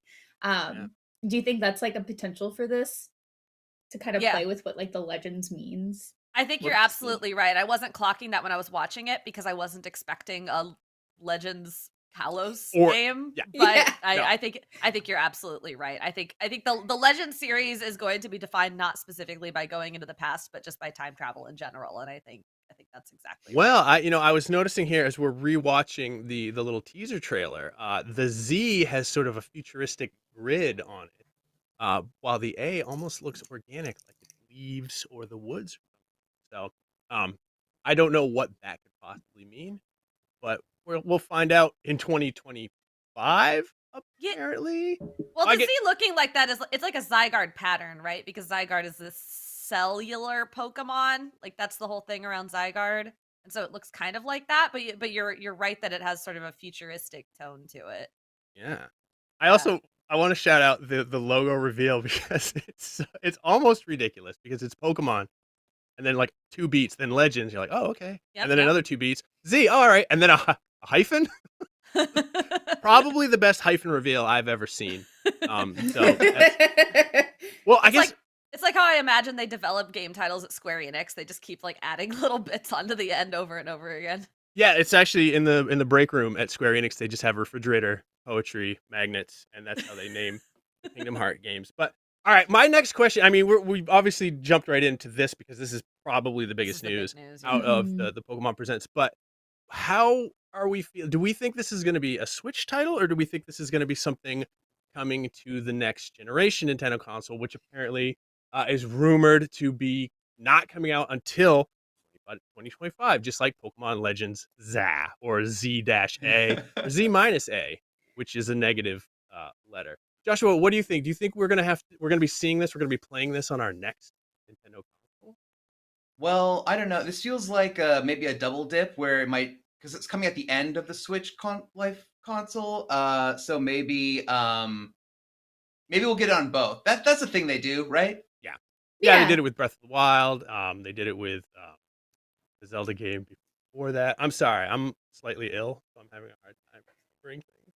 But We were just watching it back, and it did have the Nintendo Switch logo in the top right corner. I mean that could mean anything. For years they did the whole it's the Nintendo 3DS family of systems business. But I think there's no way it doesn't release on the current Nintendo Switch. But I think Joshua's idea that it might be a double dip is not a bad one. Yeah. I did want to go back to the Mega Evolution symbol. Yes. I don't know if y'all agree with me, but I feel like popular consensus out there in the Pokemon community is that Mega Evolution is probably the high point of Pokemon mechanics, and they've been chasing it ever since, with Dynamax, Gigantamax, and the terrestrialize, whatever. And honestly, they haven't really hit the same way as Mega Evolution. So the fact that they're returning to that's probably the most exciting thing to me, is the return of Mega Evolution, more Pokemon getting Mega Evolutions, maybe even different twists on pre-existing Megas. I don't know, but that is super exciting. Yeah, I completely agree. Like it's as you said, a high point in those mechanics for special evolutions or special battle mechanics, and to have those come back. And I didn't even think about it like, oh yeah, we'll probably get new Mega forms. Like there's so many Pokemon now. I mean, it always feels like there's so many Pokemon, but yeah, especially since it's been developed. So yeah, Pikachu never got a Mega, or I guess Raichu. Psyduck didn't get one. That's an oversight. None of a lot of the marquee Pokemon did not get a Mega. So I feel like this is the time to go back and correct that mistake. Yeah. Yes, absolutely. Go back and I write fully that. agree with all of that. I wanted to talk about it's coming out in 2025. Yeah. Like that's kind of a big thing in a couple different ways. It means Pokemon is unless they're going to pull something else out of their back pocket later in the year, which I don't think they are, because they would have shown it here. Like, we don't have a big Pokemon release this year. I think this is our first year in a while where we haven't had a big Pokemon release, which seems like it's good, because the big, we don't know what's going on internally at Game Freak, but one of the big speculations around what, like, the quality level of Scarlet and Violet and some of the other things they've done lately has been that they're not taking enough time to develop these games. So it's awesome that they're taking their time, presumably, and not releasing this till 2025. At the same time, what the heck is coming out on the Switch this holiday if the Switch successor indeed has been delayed to 2025? Like, what's their holiday game? That's a good question. Metroid Prime 4. I mean, Not too early to make jokes. it shouldn't be on Pokemon to be the holiday game, to be clear. Like, I fully endorse this decision. I just think it's interesting. Yeah, it is interesting. I did not expect them to. I kind of maybe just expected that this was in development or coming soon, but for them to say like a release window of 2025 is very interesting because this is maybe the first Nintendo game that we know is coming in 2025. And so there is a very good possibility that this could be, the double dip launch game with whatever the next title is. But yeah, like Joshua, what are we thinking for the holiday this year? There's no Pokemon. There's nothing. Kids are going to have the worst Christmas ever. That's okay. Just give me time to replay X and Y, I guess. I have to brush up on my my Gen 6 before this game. All right. Fair enough. I actually just found my copy again, so maybe I'll go back through and finish it. But Miranda, what are you thinking? What is the Pokemon future for this year? Is like we know nothing. Well, we have Pokemon Sleep updates, so that's exciting. Let's get Pokemon please Sleep. Speak. I know both of you got excited about Sleep, and then Joshua had a great question that I want all of you to answer. Which of the legendaries would you most like to cover? Reb. Oh, which of the legendaries? Like ever that have ever existed? Sure. Yeah, sure. Well, in the video, we saw that they're bringing Entei, Raikou, and Suicune. But if not those three, which one would you cuddle? I mean, of those three, probably Entei, because Suicune seems like it would be cold and wet, and Raikou seems a little sharp. But I think Mew would be nice to cuddle with, actually. Small, soft, cute. Yeah. Soft? It looks slimy. What? Mew, it's a cat. Mew slimy. What? Mew looks Mewtwo is like a genetic. That's a different Pokemon, Joshua. But they're from one and the same. You think he's a cat? Do you think he has fur? No, that's like skin. He's like one of those naked. DNA. He's like a cats. Sphinx cat. Yeah. Those are He nice has a too. Sphinx cat. What's wrong with a hairless cat? Yeah, you get to give them like little lotion massage and stuff. Like I think like you have to like bathe them specially, and they have to have little hoods and coats. Maybe this Mew is also just Pokemon needs a hate. coat. Okay, I am not giving Mew a lotion bath. Okay. Reb, I actually have to check in with you. While we were watching, pretty much, every 5 seconds you were screaming, "Let's go Johto!" You were like, "Oh, is that Johto music? That's a Johto Pokemon." Yeah, and it didn't happen. Why did you think that was coming, and how do you feel that it was not a part of this Presents? So I am tentatively excited for this Legends game, despite the fact that we have not seen any gameplay. I will point out zero gameplay, zero anything. That said, yeah, this was massive Johto bait. Like, at every second, they're putting the 3 legendary dogs from Johto in Pokemon Sleep. They were playing music from Generation 2, Gold, Silver, Crystal, in like the little interstitials between announcements. They were showing the unknown repeatedly, which, by the way, I need someone to tell me what those unknown at the end said, because I think my unknown reading abilities have gotten rusty. It was like something. I can't read unknown. Anyway, like they were they showed Silver in Pokemon, whatever the trainer game is. I've just lost it. Masters. Masters, yeah. Silver was in that. There was just Johto stuff all over this presentation. And one of the big rumors we've heard, apart from Pokemon Black and White remakes, is a Pokemon, a Let's Go Johto, basically. Like Let's Go Pikachu and Eevee, but with, I don't know, like Pichu and Togepi or something. I have no idea. And that's not what we got. And that's fine. They can make whatever they want, but it was really weird to tease this thing that people have been so excited about seemingly, and then just not do it.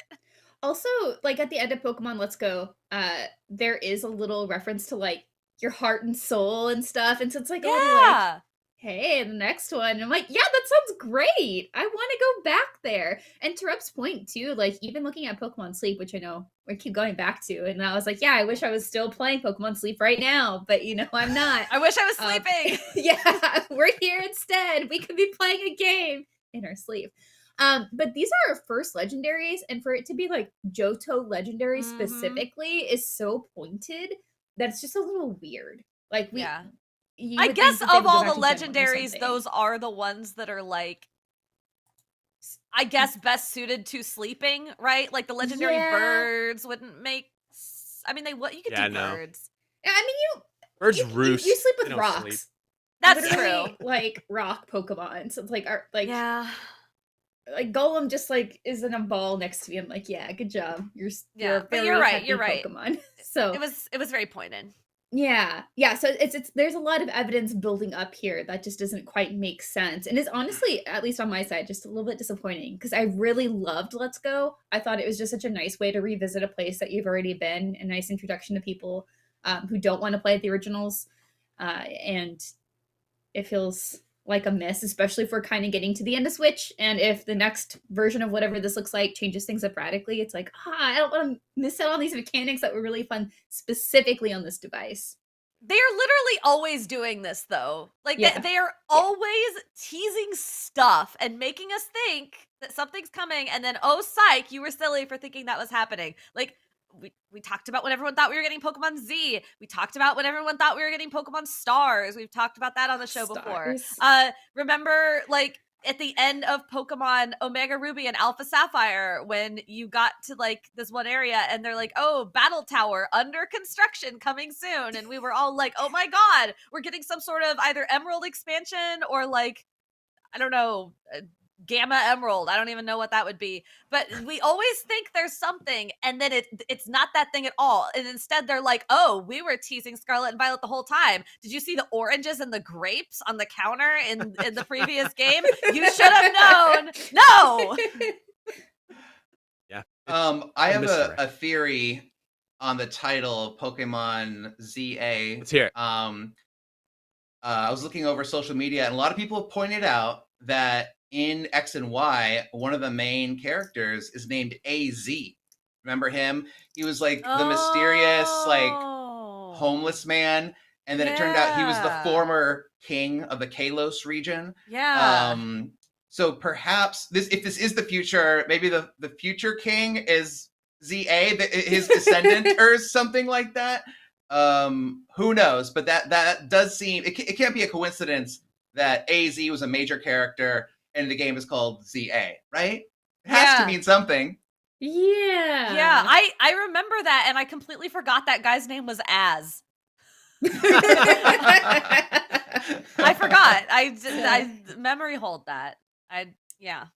No, you're right. Parents had interesting tastes. Yeah. All right. Well. Oh, I found what the unknown spells on Twitter.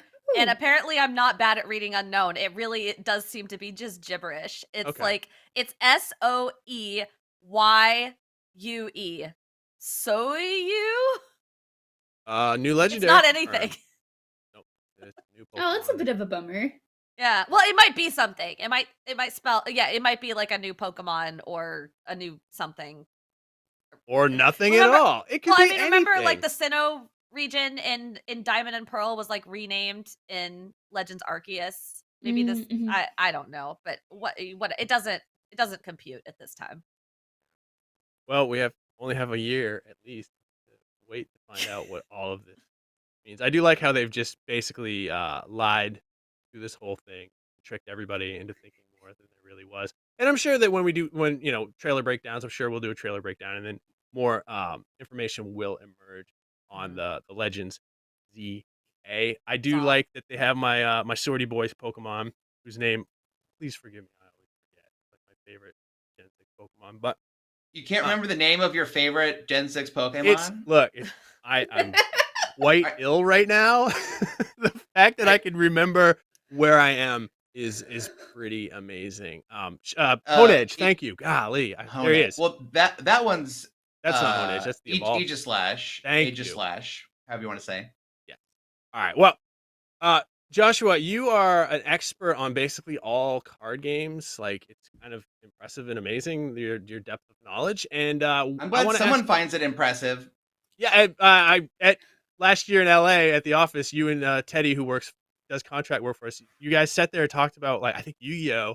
At a level that I've never heard anybody speak kind of on anything, and it was just like fascinating. And at one point, you looked at me and you're like, "I can't believe you're still standing here." It's like watching it's like watching Michael Jordan and LeBron trade tips. But I want to get your take on this new trading card game that Pokemon TCG Pocket. This is coming to the phone. You crack packs like twice a day. Are you excited for this, or does you think this takes anything away from the actual card game?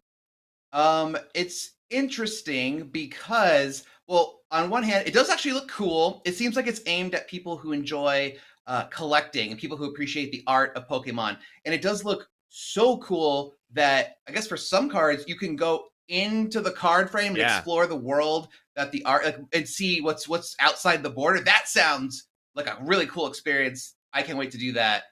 Awesome. That said, the Pokemon trading card game community has been pretty unpleased with the current client that we use to play the card game online, Pokemon Live. And so the fact that they're making another game that you can play the game on, but it looks like a condensed, simpler version. But I think a lot of people are going to say, this Pocket app, whatever, it looks cool, fine, but can you give us a better app to play the actual game on? Because it's a little rough. It's really rough. Is it the same app that they've been using for all years and years, or is there something newer? Because I remember when both my kids were really into it, like downloading that app. Is it years ago? Is it the same one? They finally, they sunset Pokemon Trading Card Game Online and replaced it with Pokemon Live. But it's just not the same. It feels like actually several steps backwards and is missing tons of features that the old one that was like 20 years old had. So yeah, we're in turmoil right now. Okay. So yeah, seeing this is really cool. And I think they know that most people who buy Pokemon cards actually are not playing the game, they're collecting. So I think they're leaning into that. It said that this was co-produced by or made by DNA, who does Pokemon Masters EX. And all I hear when I hear that is that this is going to have a lot of gotcha mechanics or microtransactions, and it's going to really incentivize people to want to open more than 2 packs a day. And I'm assuming that's going to cost real world money. Yeah. Go ahead. Do you think so it looked like there was some sort of quick battle feature. Do you think there's any possibility this replaces the current live scenario? No, I don't think so. I think I imagine when you have an app with cards on it that people will want to play a little bit. So there's giving people a way to do that on that app, but in no way does that replace the actual full-fledged app where you can play the game normally and at a competitive level. I think that would be a terrible idea to just get rid of the actual client in favor of a quick mode. It does also seem like an entry point for people who are really into the collecting, and it's like, hey, you want to play with these cards that you have collected? To just try it out and then kind of get people sucked into that part of it.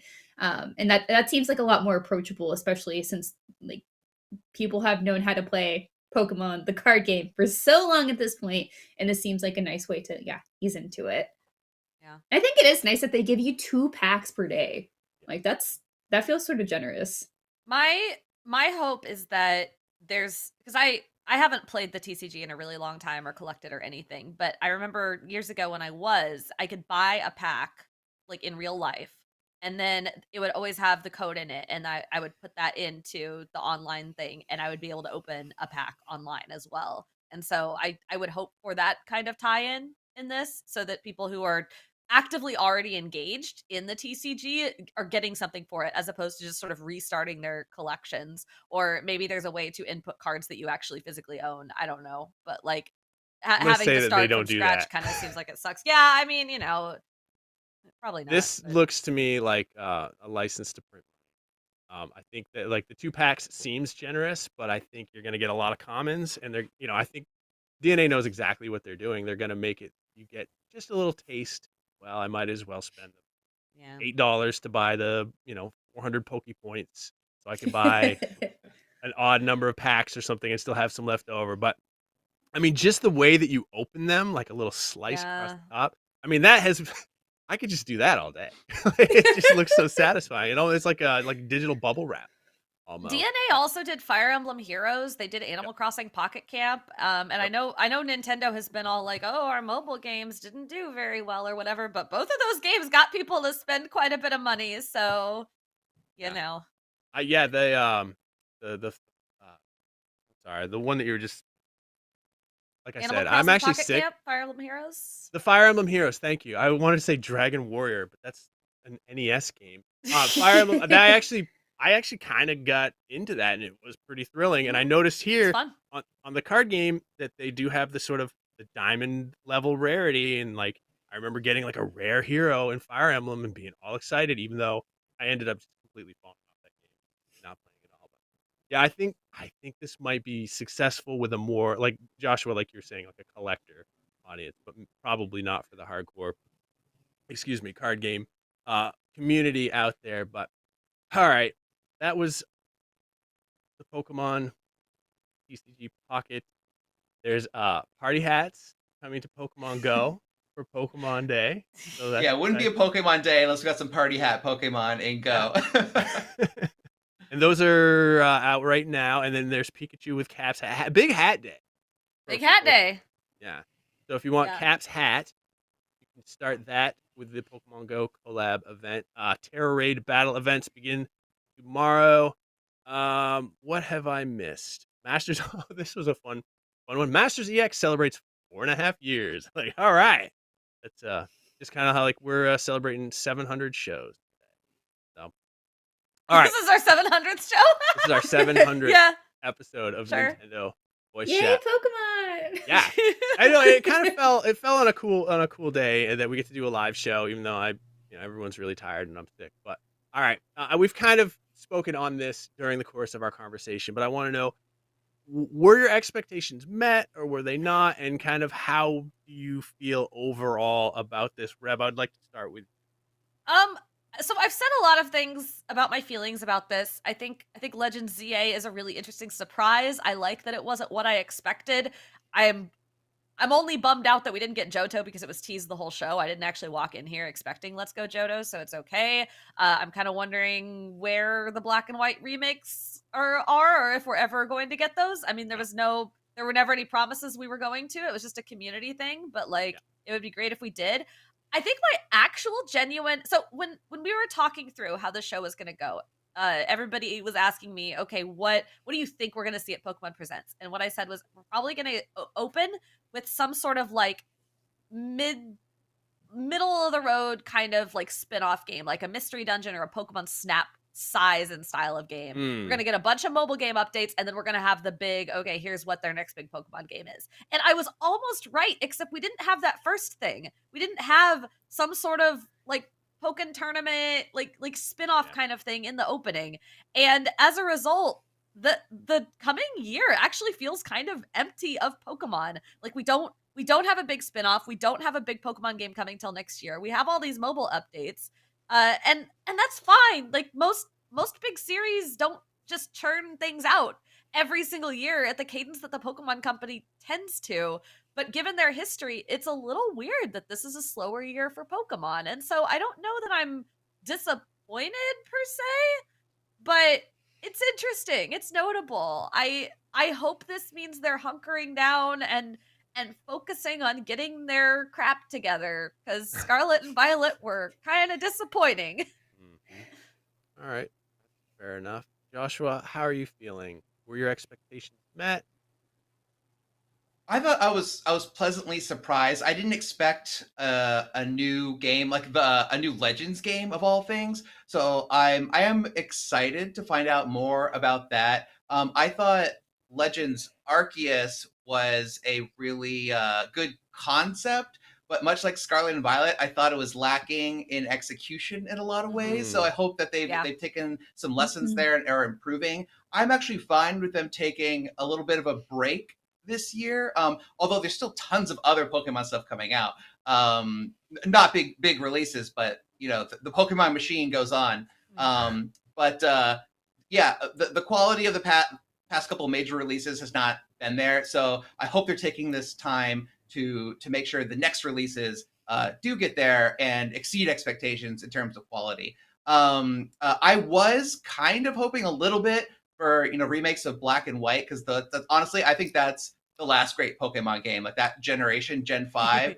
It's so good, and I was interested to see what they might be doing with the remake, but also felt a little too soon for that, so I didn't have big expectations to see that again. And yeah, I was not expecting a new Pokemon trading card game app. And like I said before, I do think it's cool, and I'm interested to explore it and go into the card art and stuff like that. But I feel like I have to wonder, like, is that coming at the expense of the actual app where you can play the full game, which is completely just like under developed and is missing tons of features and feels really clunky to play. And it just feels like, well, cool for collecting, but can we improve the playing experience? Yeah. If Kat Bailey were here, she would remind us that Pokemon is turning into more of a lifestyle brand than a video game brand, and I think she's right. Oh, I don't think it's turning. It is. It already is. Yeah. 100%. Yeah. Correct. But, all right, Miranda, how are you feeling? Were your expectations met?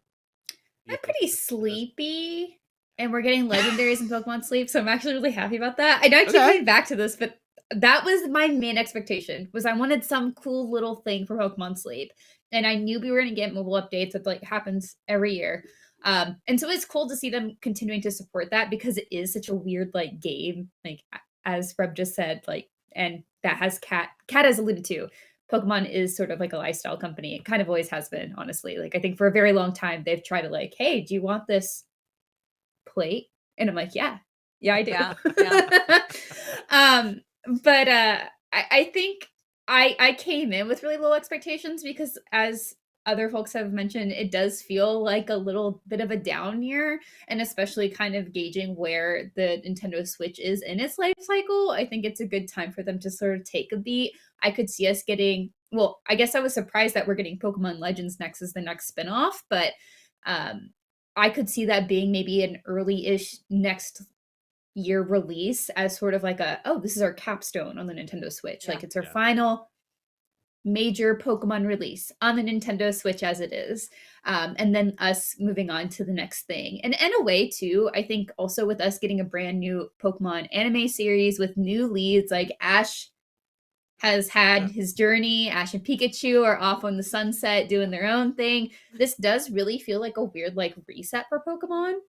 Yeah, a little bit. And getting that beat to just say like, all right, we're going to continue on with what we have.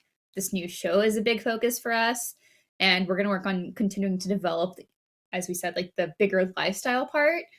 Next year is like when we go full force, maybe with different announcements or other things. And as Reb has said too, it's like really nice for them to have a bit of a break, just because, and Josh has also said this, like the quality of Scarlet and Violet wasn't really what we were looking for. I think from mainline Pokemon games, and even Pokemon Legends Arceus, like I think it was really cool, but it was an ugly game. So yeah, I think it's just time. It's just time for us to get that Pokemon reset, get everybody a little bit of a break, and then keep on going with what's to come. Yeah, I think that's fair. I think a Pokemon reset is good. Reb, I don't mean to divert us, but Nintendo of America just dropped a tweet for the trailer for Pokemon Legends ZA, and their phrasing is, watch to see the reveal trailer for Pokemon Legends ZA, a new adventure set entirely within Lumio's city. Interesting. Yeah. I don't know how to unpack that further, but that's an interesting piece of information.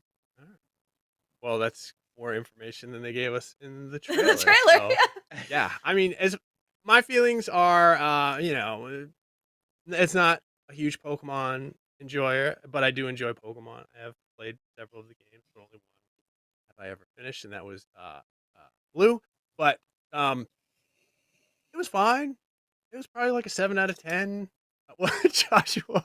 No, are you referring to the Pokemon Presents being a 7 out of 10 or Blue? The Presents. Yeah. I think Joshua was reacting to the possibility the of you Pokemon ranking Presents. Pokemon Blue a 7 out of 10. No, Pokemon Blue was the first one I had was Yellow. I never beat it because I got stuck in whatever in a save loop. But played it on the Wii U Virtual Console. But my biggest surprise and my biggest sort of disappointment was you still can't play the original Game Boy Pokemon or Game Boy Advance games on your Nintendo Switch.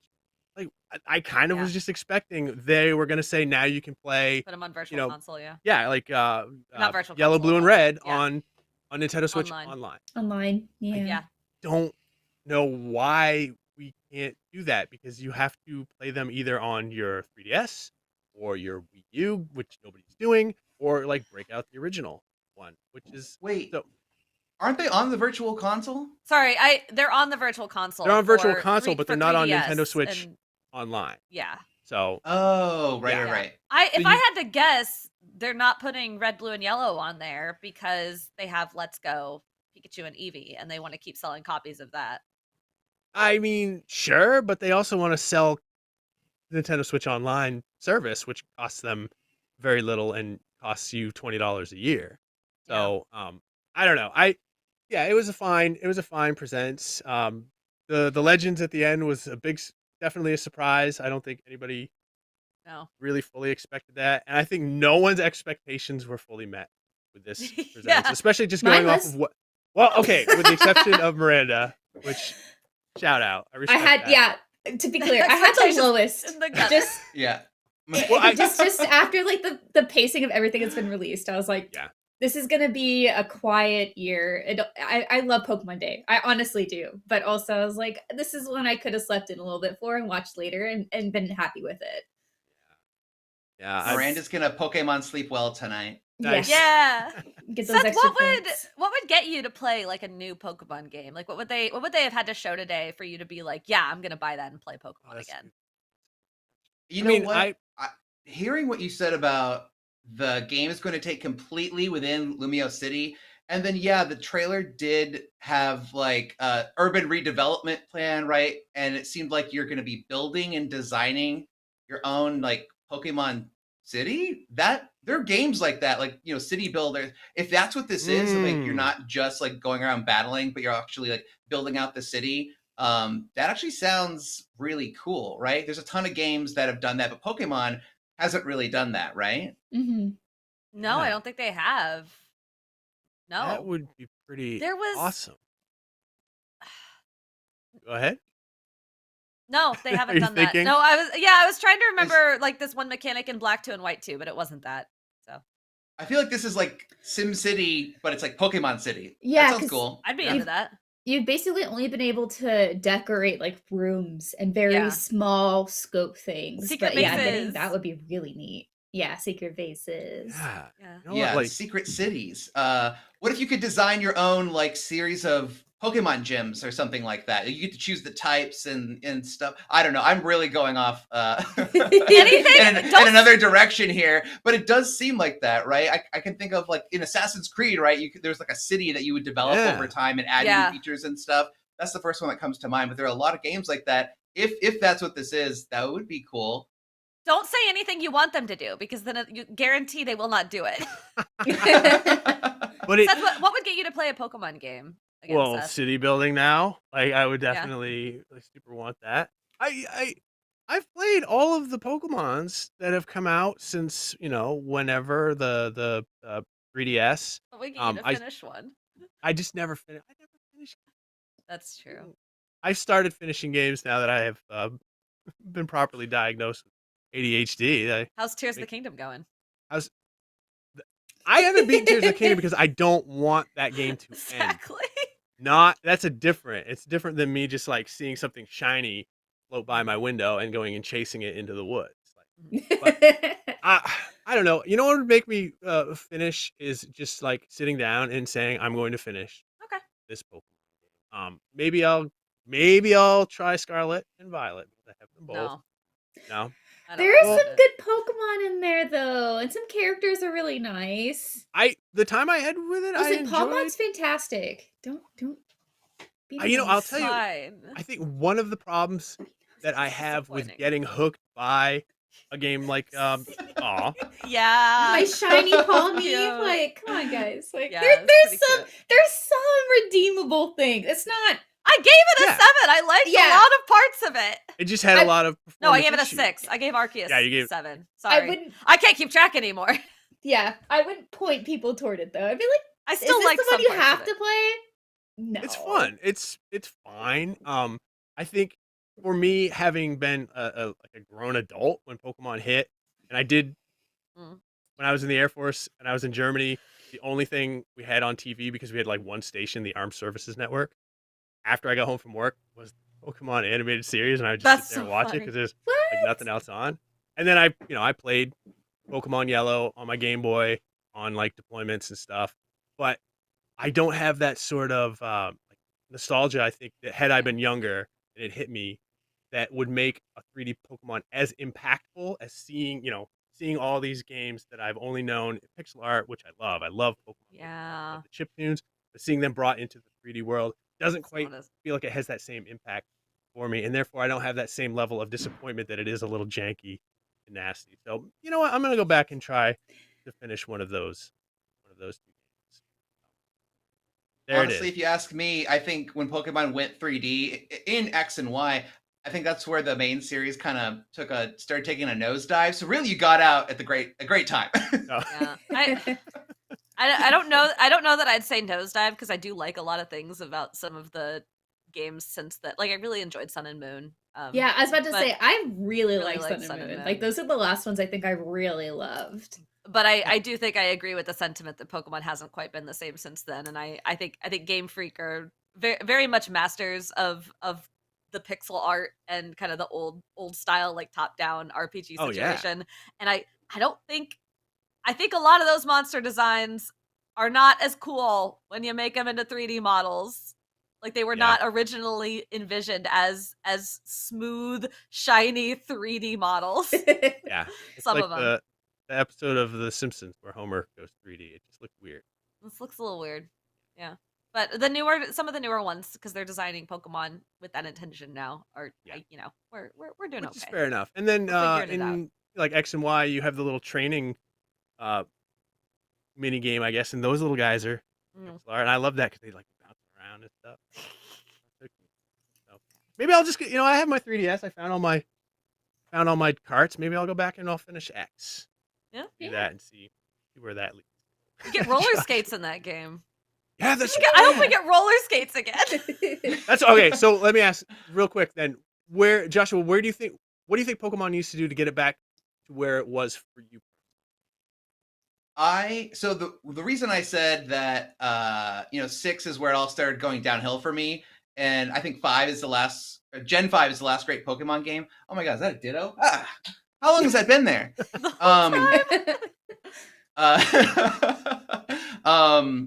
What was I saying? Oh, I think 5, it was the last game that felt like challenging, right? There was like a grind there. But starting with X and Y, they made the games like so easy and like too narrative driven, where it would take over the game for you, is letting these scenes play out and showing you exactly where to go. It just feels like the game lost what made it interesting.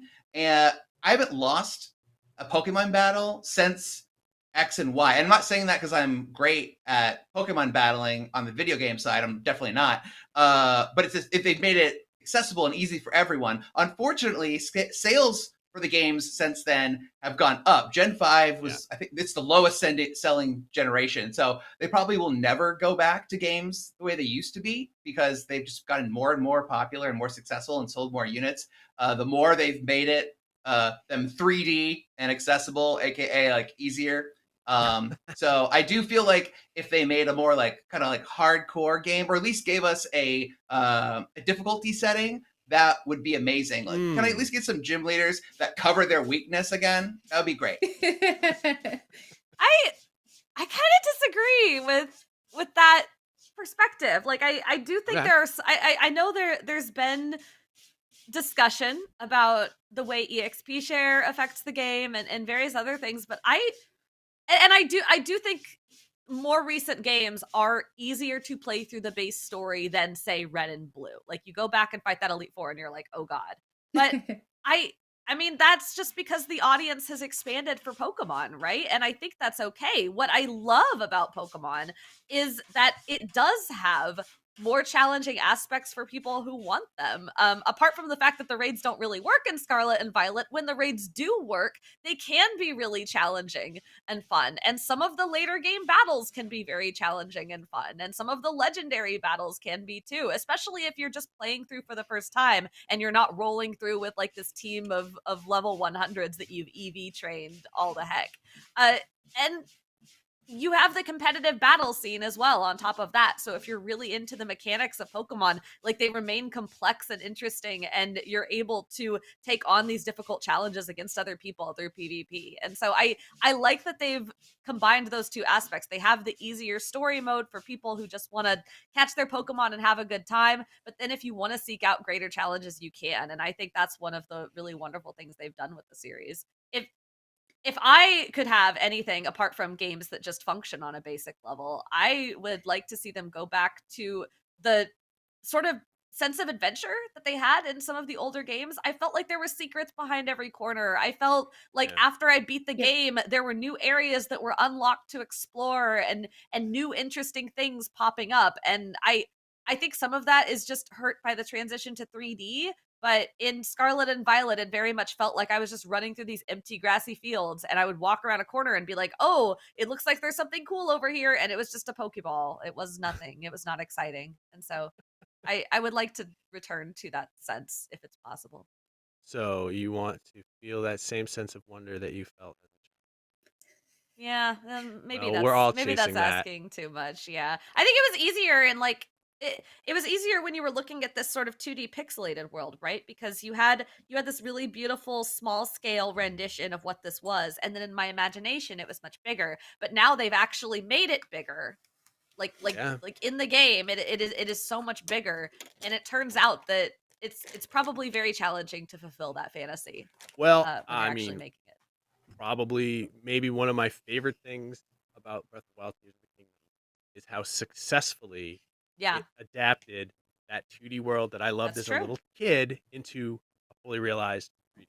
I don't think That's true. Pokemon has been able to do that yet. But to their credit, we're talking about freaking Nintendo and Zelda. Like, obviously, like nobody's. I don't know. They've got budget. Like they can. I mean, yeah, sure, they've got the budget, but like, if they chose to take their time and really, I believe they can do it. I believe it is possible. I just think that the money machine is cranking.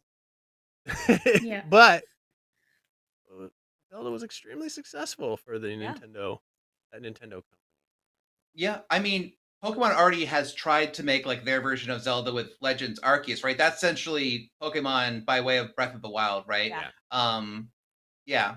So they kind of have done that, but actually, you saying that, Seth, made me think: what if they did make a Pokemon game that was as good as Zelda? What if they weren't on seemingly a very rigid release schedule where they just churn out these games and they're not as good as they could be? What if we got a truly amazing Pokemon game? And I hate to bring up Pal World, but a lot of people have really taken to that game because it's done so many things and innovative and use the creatures in a way that Pokemon never has, in ways that they really want to.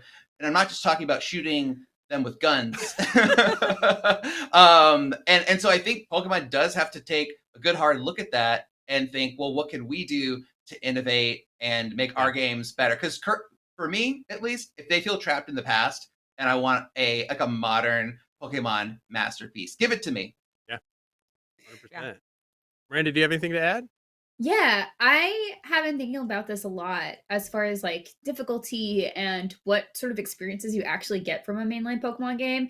And I think I side a little bit more with Rep on the difficulty. Like, I think there are challenges, and I think it'd be nice to see more of those as an option. Sure. And it's weird because like really what I want from Pokemon games is like more, which is weird to say, but like I want more experiences with my Pokemon. Like I want to actually be able to play with them again in a meaningful way. Like Scarlet and Violet was like a really bad attempt at that with their little picnic system, and it felt like such a step back from all the things they've done in different games to give you opportunities to have time with your Pokemon aside from battling. And that's, I think, something I've looked for a lot. And I think as far as like the difficulty goes, I like that it's not too grindy or too challenging in some points, because I get to play with a team that I formed that may not necessarily be the best competitively, but they're like, they're my pals. Like, I genuinely love my Pokemon. Like, they are, like, I catch the same Pokemon every time if I can. I'll, like, trade them in if I have to. Like, they are my team, and, like, I want to go on this adventure with them every time if I can, with some new friends. But at the same time, like, we Cat always in the get some new frame, by the friends. way, if you're watching the video. That's my my real life Pokemon. That's your real life Ari. Well, I think I'm gonna split the difference. I think personally, I would love, like more Pokemon activities, but like Joshua, like you're saying, maybe expand on that whole mechanic. You know, Breath of the Wild, Tears of the Kingdom, they did things that Zelda games had never done before. Like the building mechanic in The Legend of Zelda, Tears of the Kingdom is the most like memed and shared and most probably talked about mechanic in that whole game, and it's basically entirely new. So, is the answer Pokemon with guns? Well, Pal World maybe thinks so, but something a little bit different that keeps that core feeling of collecting and evolving and making friends with these, and then make the world bigger, make the world more expansive, make the world more immersive. I think that would be a bajillion-dollar property. But again, like you're saying, Joshua, that they have to have these come out every year, and that makes them a little rushed. Whereas Tears of the Kingdom, they had a video come out specifically to say, sorry, it's not where we want it to be yet.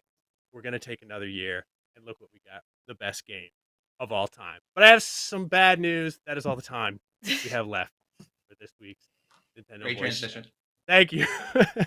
Before we go, I have a few favors to ask. This is also the slowest I've ever read this. If you're watching us on YouTube, please just leave us a like and a nice comment. If you're listening to us on a podcast app, please leave us a review. It helps us spread the good NVC word, and we will be forever in your debt. Reb, Joshua, Miranda, I want to thank you all, the Elite Three, for waking up so damn early. I'm going to let you all go and get some more coffee. I'm going to go back to bed because I'm sick. But remember, NVC is the only place where you can Get the thing. Get the thing. get thing. You got to get. I'm going to get a coffee. That's the thing. Please take care of yourself.